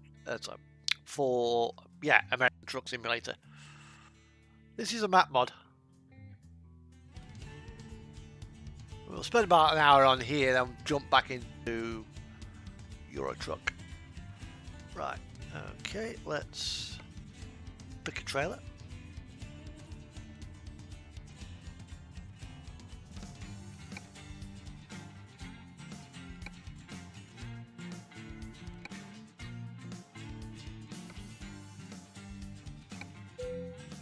Right.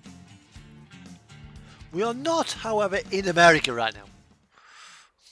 This is Aussie Thunder.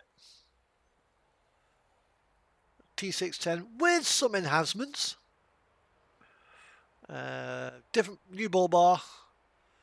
New side scoops.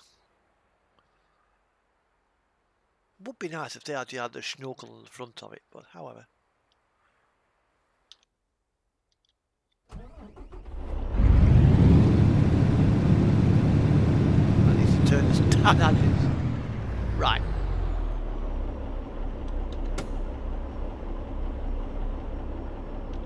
So we are at Plum's farm. And we are going to Kuladi. It just needs 3 towns across there. I see Orion star constellation there.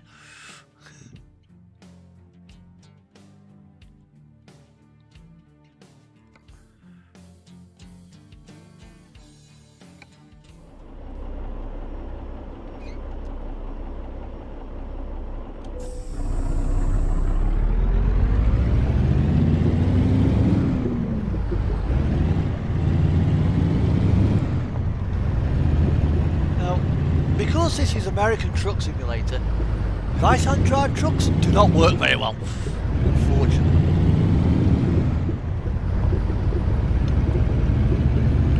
It uses all of ATS assets.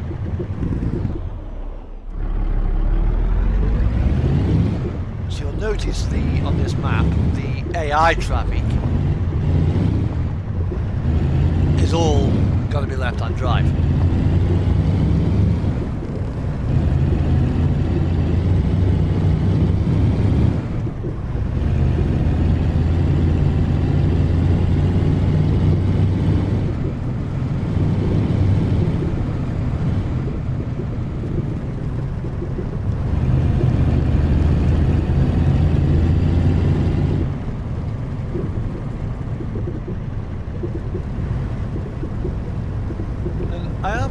Some mods by Rotimart, RTA, which are pay mods. They look great. They're great on tarmac. They're not so great on the outback.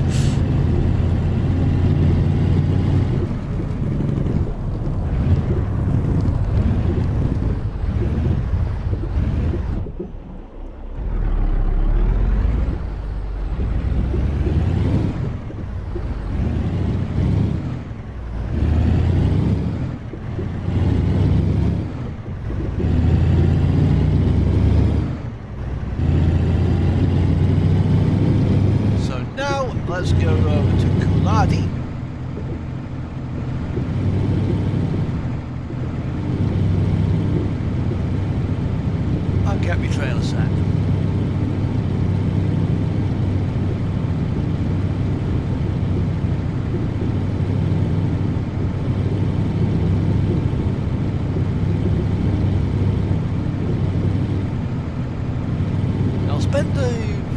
I'll do four or five jobs around here to show you this map off.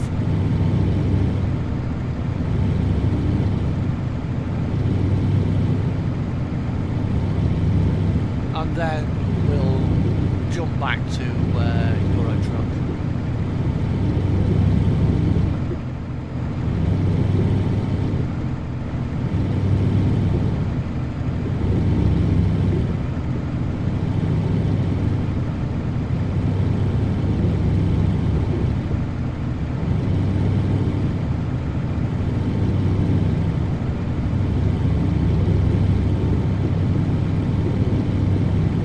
I'll tell you one thing, Si, with this new update for 1.40, there's going to be a lot of people complaining about how dark it is at night. It's like, I was flashing my headlights and going, why won't you see me? Because before you used to light the entire cab, it doesn't do that now.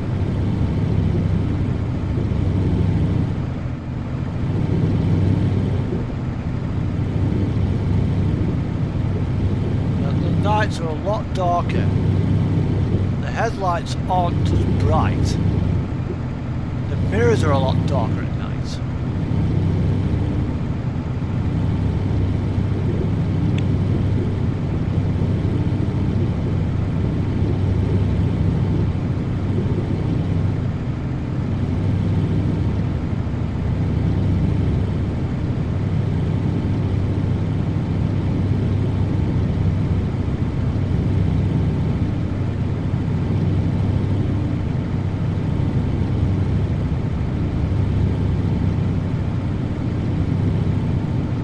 Used to it. I mean,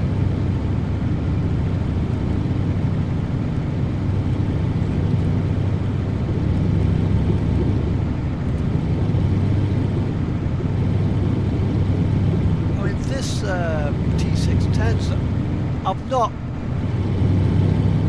got the updated depths yet for the mirrors.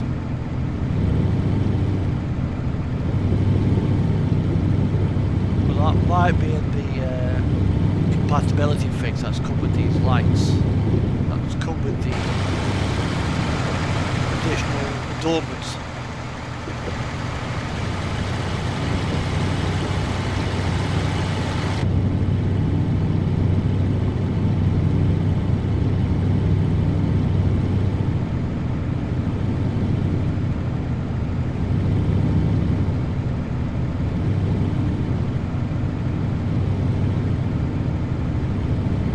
As well, there's another Australia map coming out, so keep your eyes out on the SCS forum,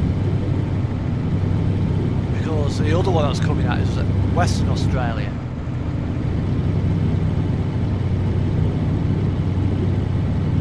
I mean, this is just a small patch of where's Cooladi in Australia?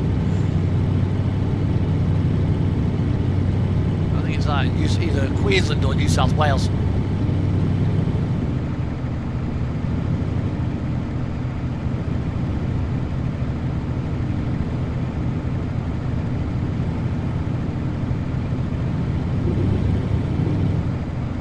Once we get our trailer set, which is a trip, so we've got to go quite a way to get it. We've got to go across the map from Plums Farm to Cooladi Roadhouse.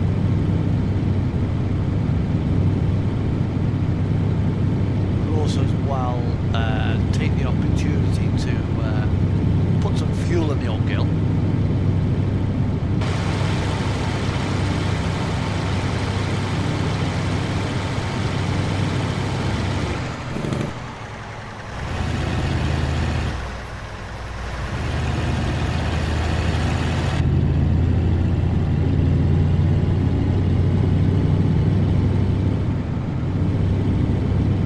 For the roadhouse.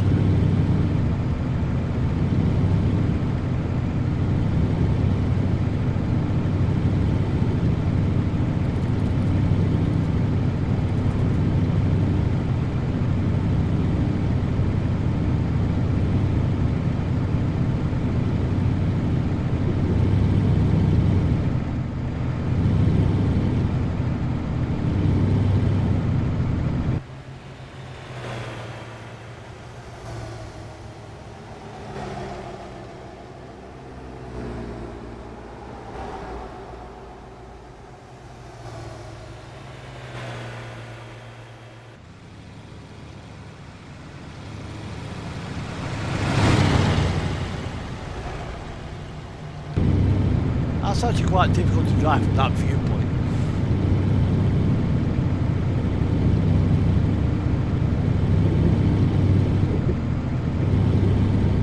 I've also as well got a couple of things I've actually done for not V126 multiplayer. I've had a look at the dev files for the Peterbilt 579, and I've got a 4x2 sleeper cab.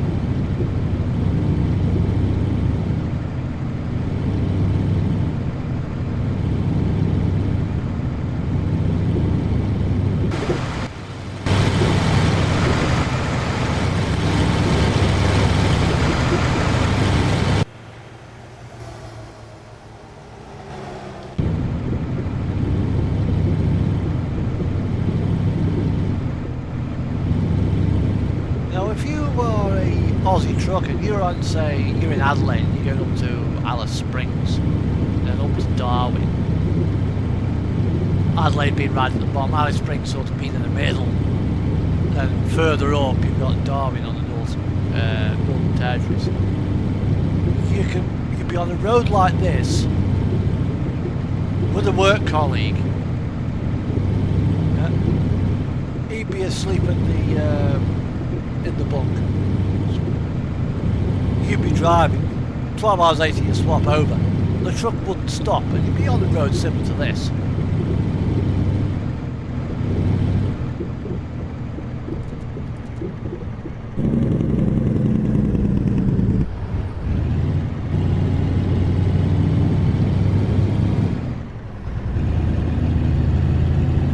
Well, with 1.40, the sunsets are epic. Just look at that.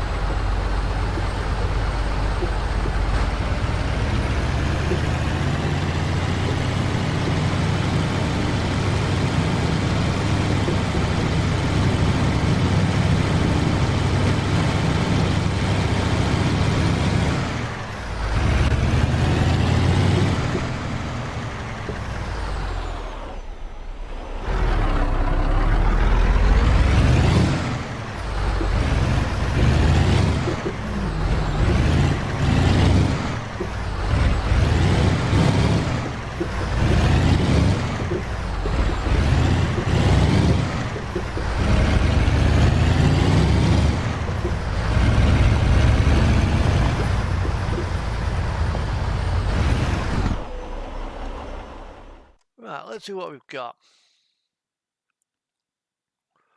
Cooper Opal Fields right down the bottom. Shouldn't take us too long actually to do it. You got that one there. Let's have a look. Oh, Cooper Opals, which is 14 grand, 15 grand. Furniture. I'll take some supplies.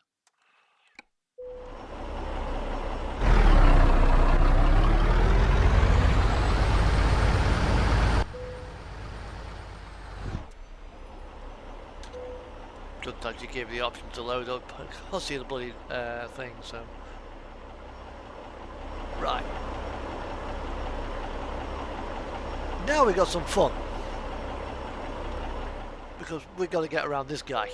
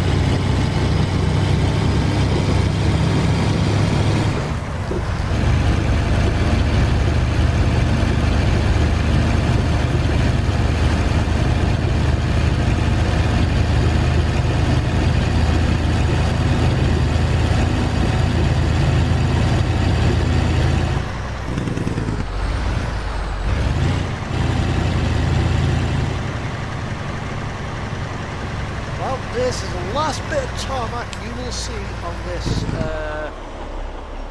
this job. Well,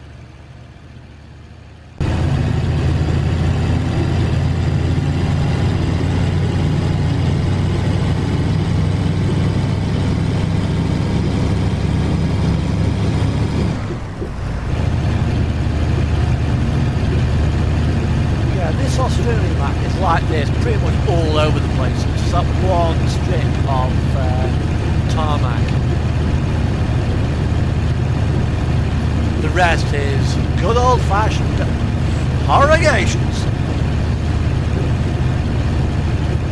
It's a good job I got my force feedback turned up. How bad this would actually be.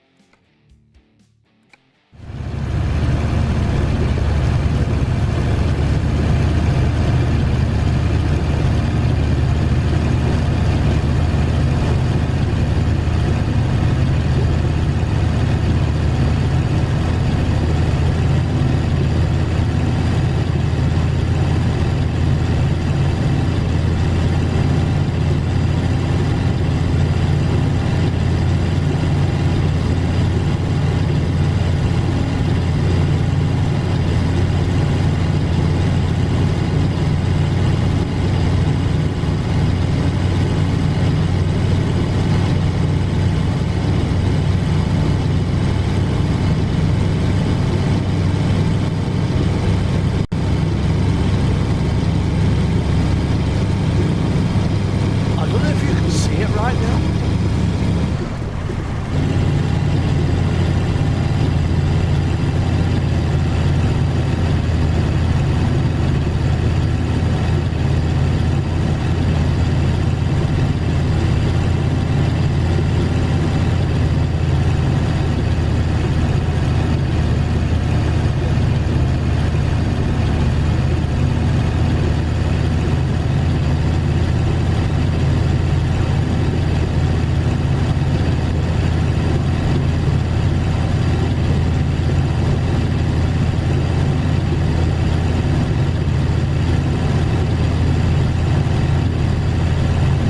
Force feedback is really shaky.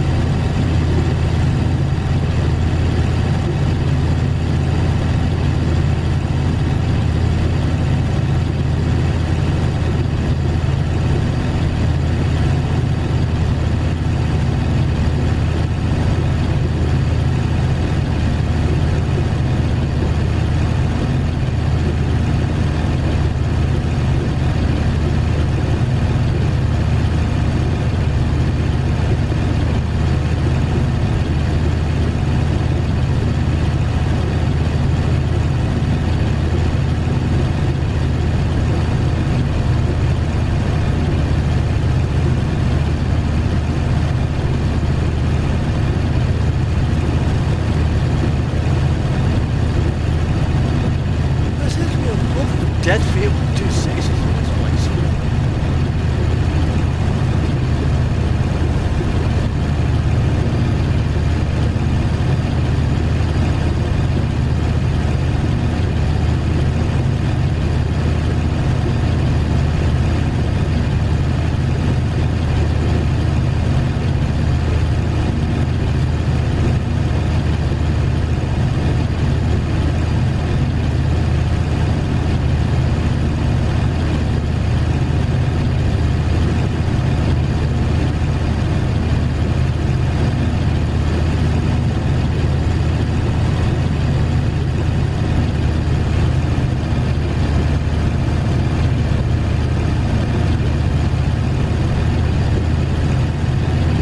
That was a full Commodore.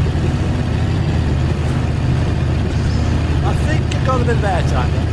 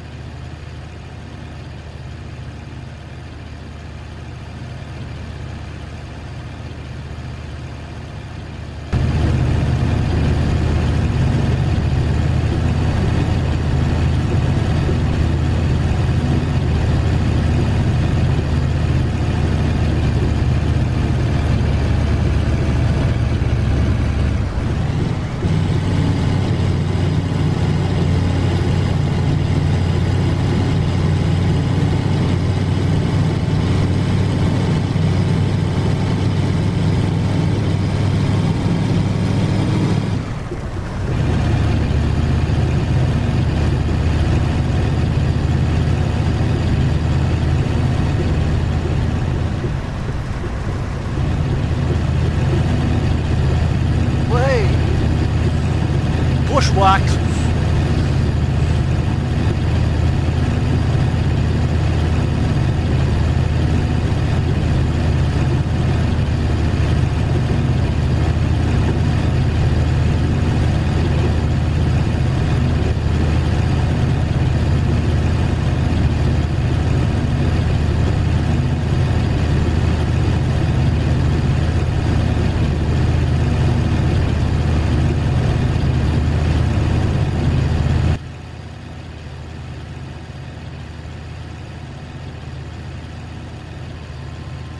Alexa, stop.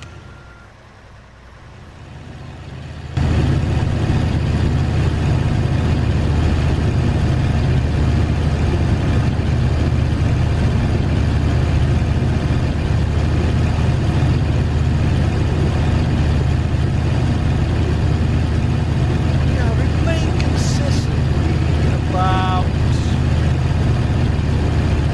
2 hours of modern time. And this is the river crossing.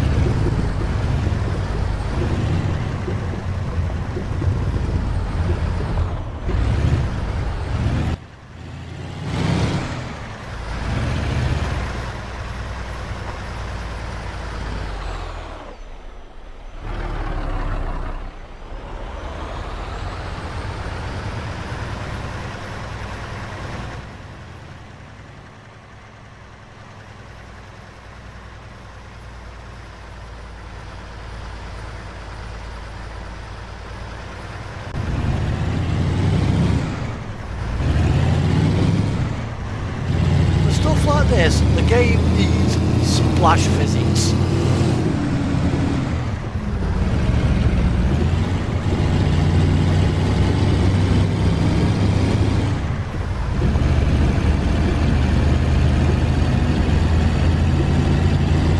So when you hit the water, you get a bow wave.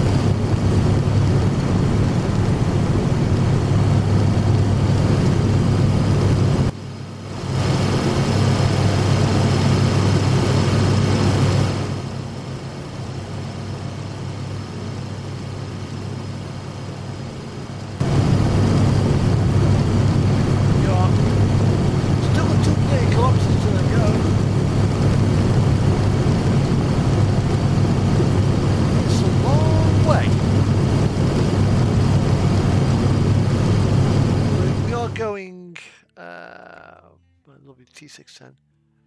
Now, to give you an idea of what that actually is roughly on the map is it's like going from San Francisco to Los Angeles.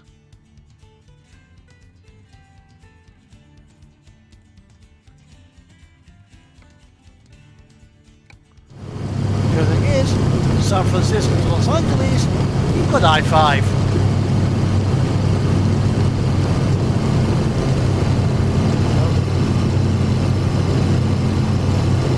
6 lanes of smooth tarmac. What have we got here? 1 lane of dirt.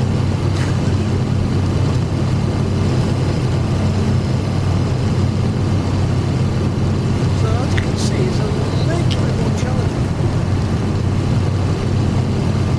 But on the other hand, even though it's a small area, not even half the size of California. Wyoming, imminent. That's all I know.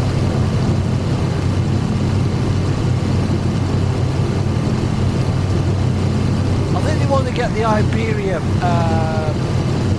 event done and dusted.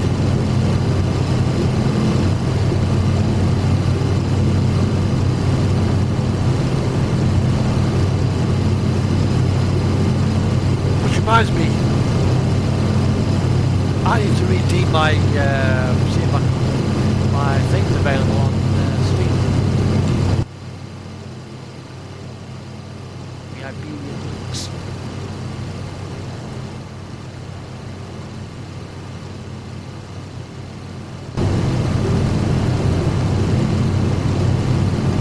I reckon it's going to be before the end of June.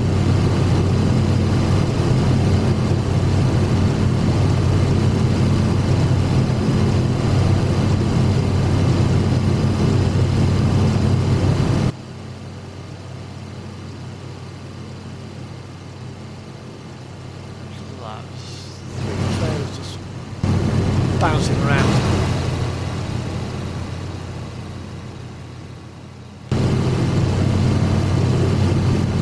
Oh, yeah, it comes with another trailer. Proper Aussie job.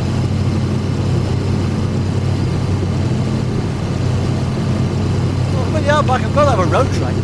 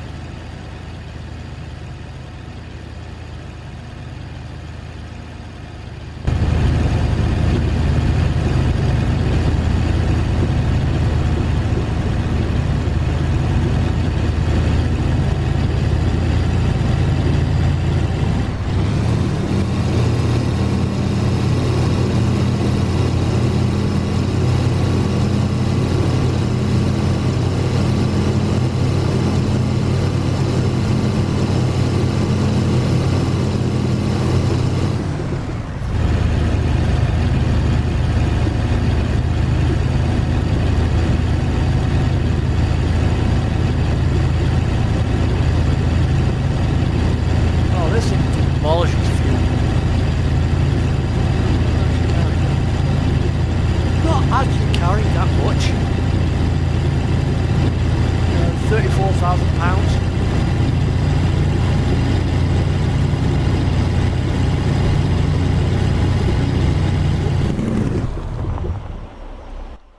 Mr. Turning.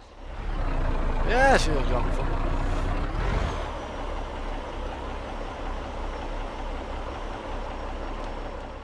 This is going to be fun. Because I don't think that road goes much further than that, it just ends there.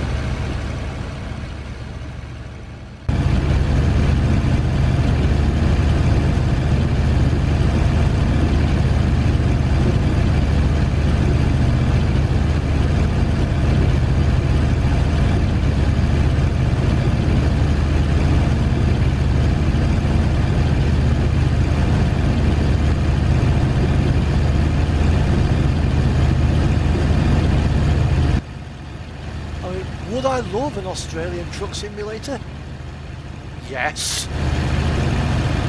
I think, if anything, once SCS have finally got ETS2 established, ATS established, an Australian trucking simulator would be the way to go.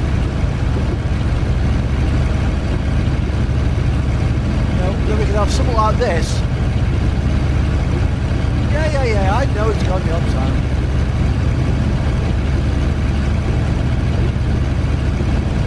Stop, man. You'll get it when you get it. You know, an Australia trucking simulator, and a New Zealand one, with a completely different map scale, would be the way to do it. Because you can only push ETS2 so far before you physically run out of content. But yeah, you can add Russia, you can add Siberia, you can add China, you can add the former stands, Uzbekistan, Kazakhstan.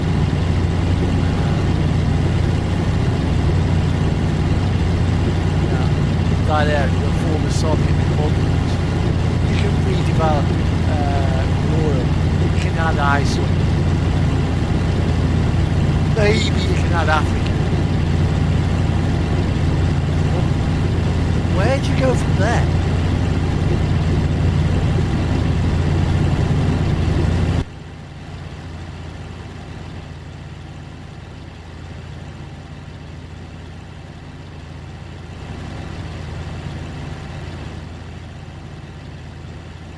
I think Australia will provide its own challenges. Yeah, I am flat out at 57 kilometres per hour.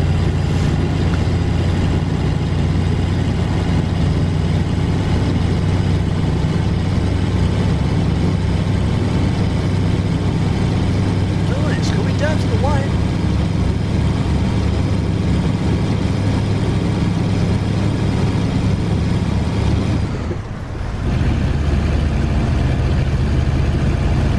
You don't. I've still got 200 gallons. This thing holds a shitload of fuel.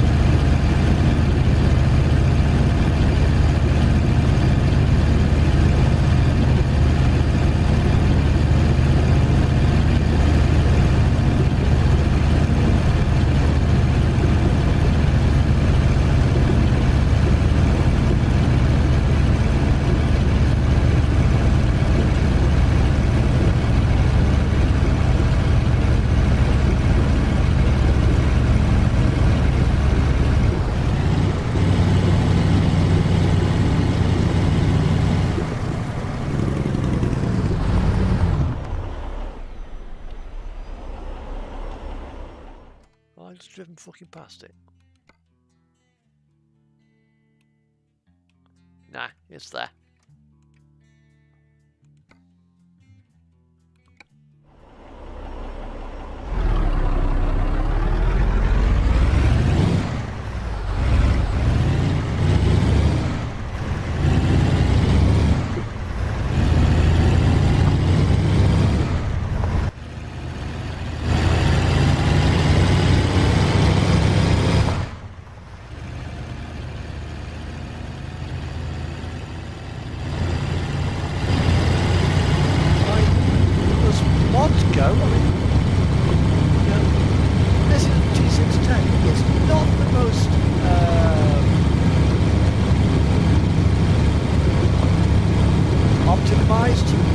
Mod out there.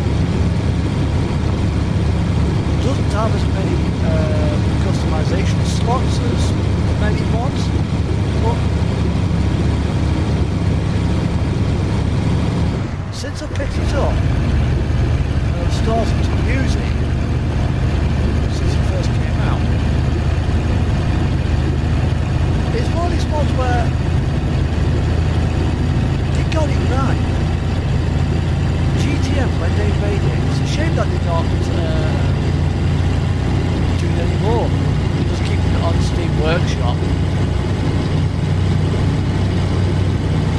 We've already got it.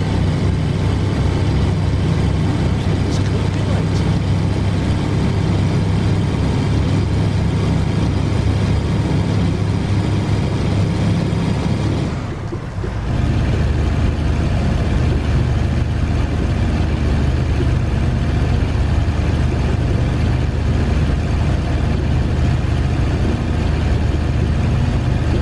Yes, it's got to be late, this job is.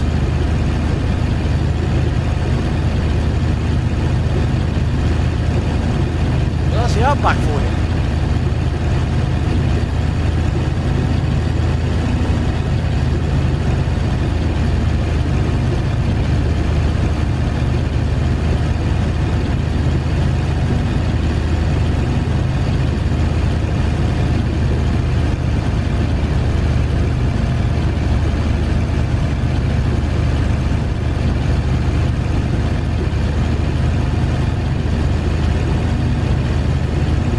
So I'll lose probably some XP on this.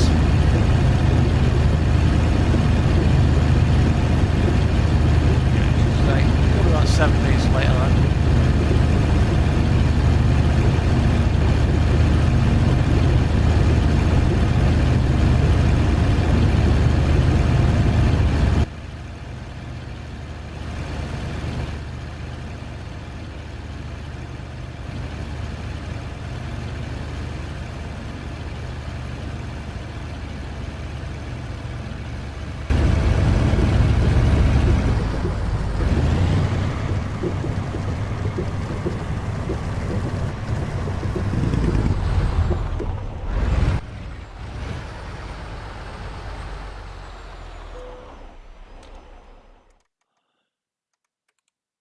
So, yeah, quick park it there. Yeah, late. 9 minutes late. When you consider what the driving conditions I've been on, it is not that bad. I mean, Cooladi. That takes you back there.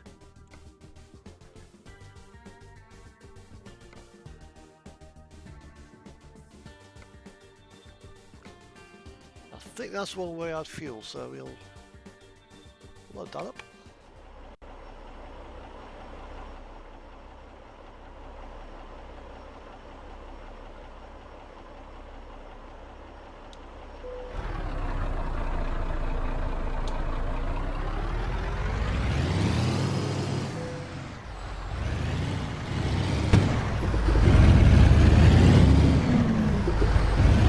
I think there's fuel in this place.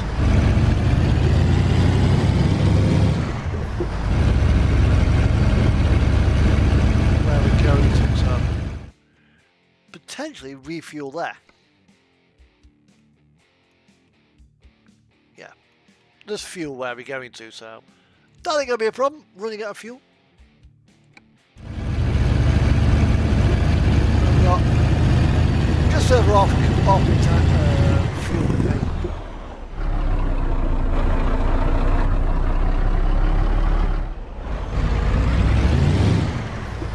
So I'm trying to get out of some of these places, like.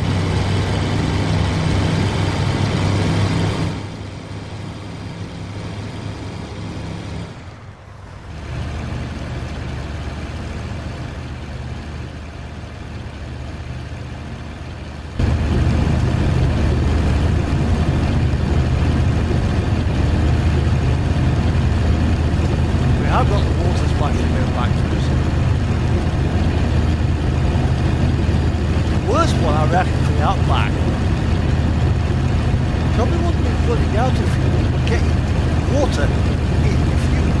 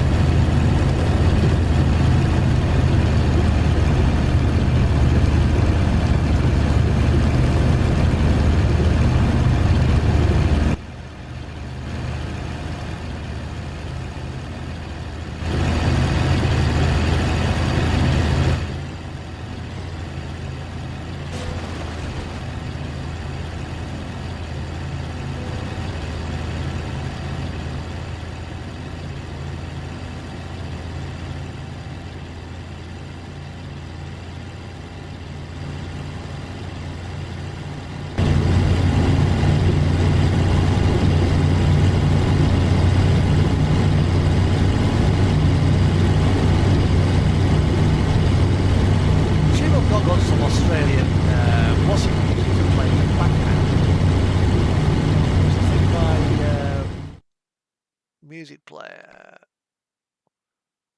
Actually, no, it's skip that track.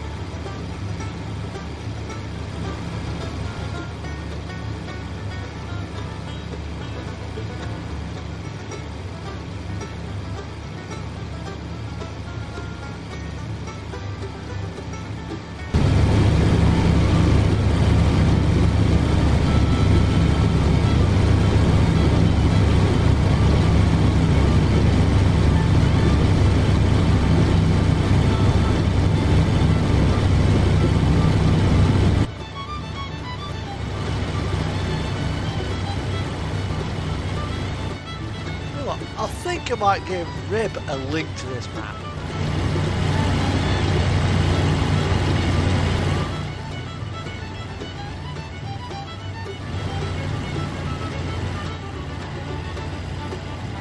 See how we can cope on the Aussie Outback.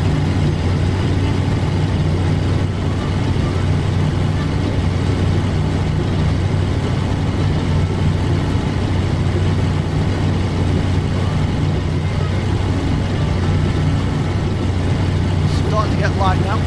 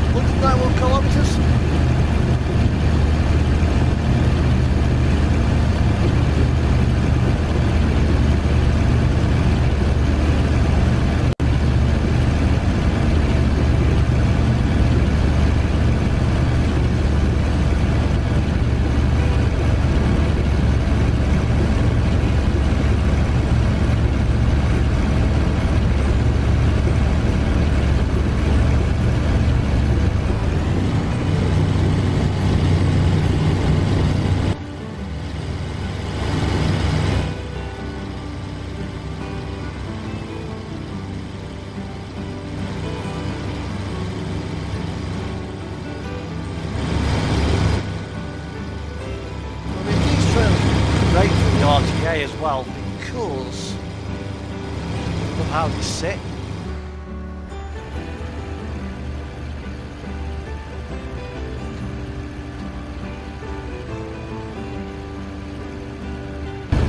Although the old TSA double drop takes on. Got spares.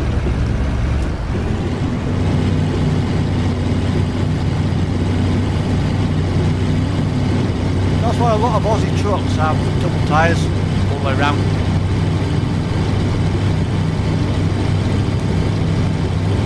Look at the Outback of boot-on tyres.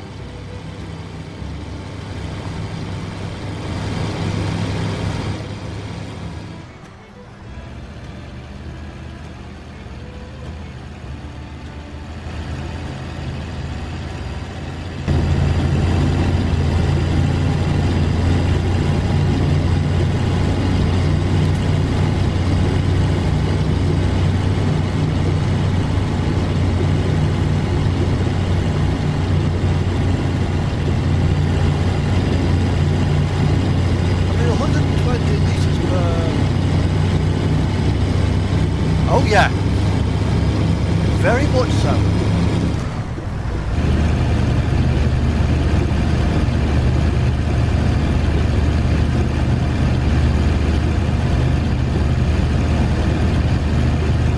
They can, they will, and they do take your tyres out.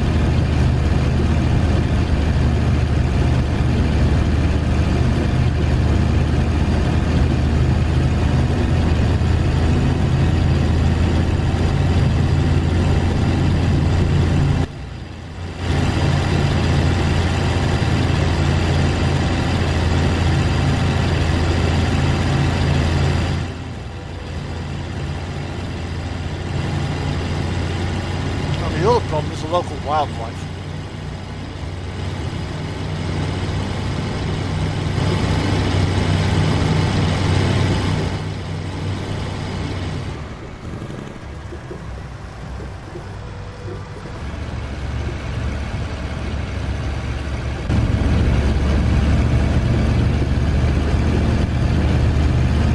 I think you may notice on the front of this truck there's half a ton of scaffolding to protect the front end. Because kangaroos do not have any road sense. Cattle do not have any road sense. Camels, yes, camels. They ain't got any road sense either. There's quite a few camels in Australia. You're brought in for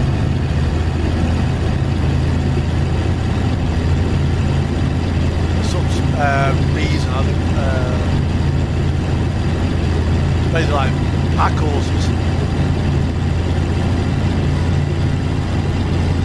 Oh yeah, but they go with a bang.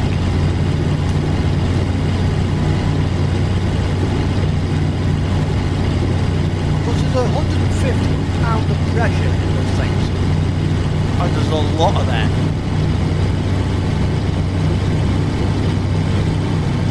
Well, if you see what, if you go to Trucker Josh's channel, he actually hit it. He's a trucker in Canada, and he hit a moose. The front end of his truck. Front corner. All the damage is taken on the corner, luckily. just obliterated the front wing, the headlight, and all the other part of his truck. And the T610, again, bonnet would be fiberglass. So you'd want some serious front end protection.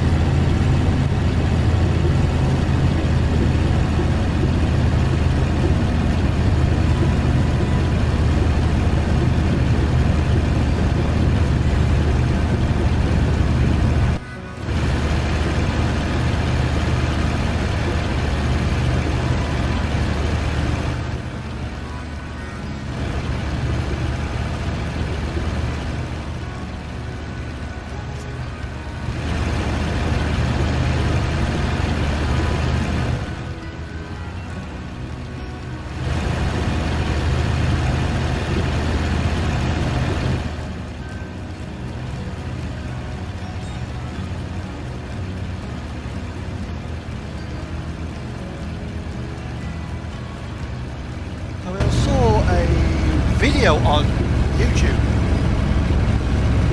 and this is advertising herd bull bars,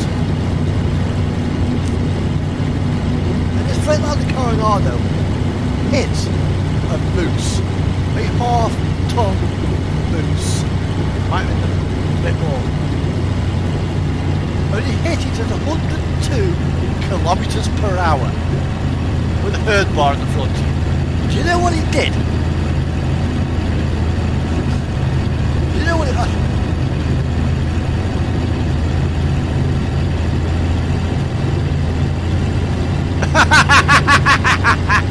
yeah.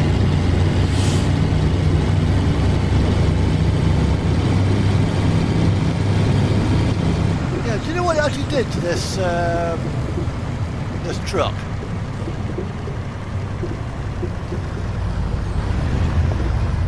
It did some damage. It broke the spotlight. That's all it did. Broke the spotlight.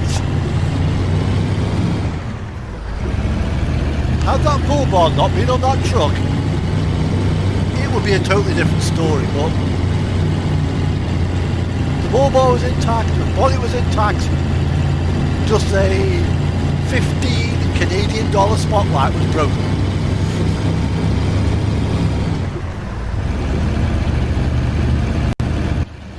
Now you know why Aussie trucks have them things on the front. They ain't for looks. Bollocks. I'll teach them.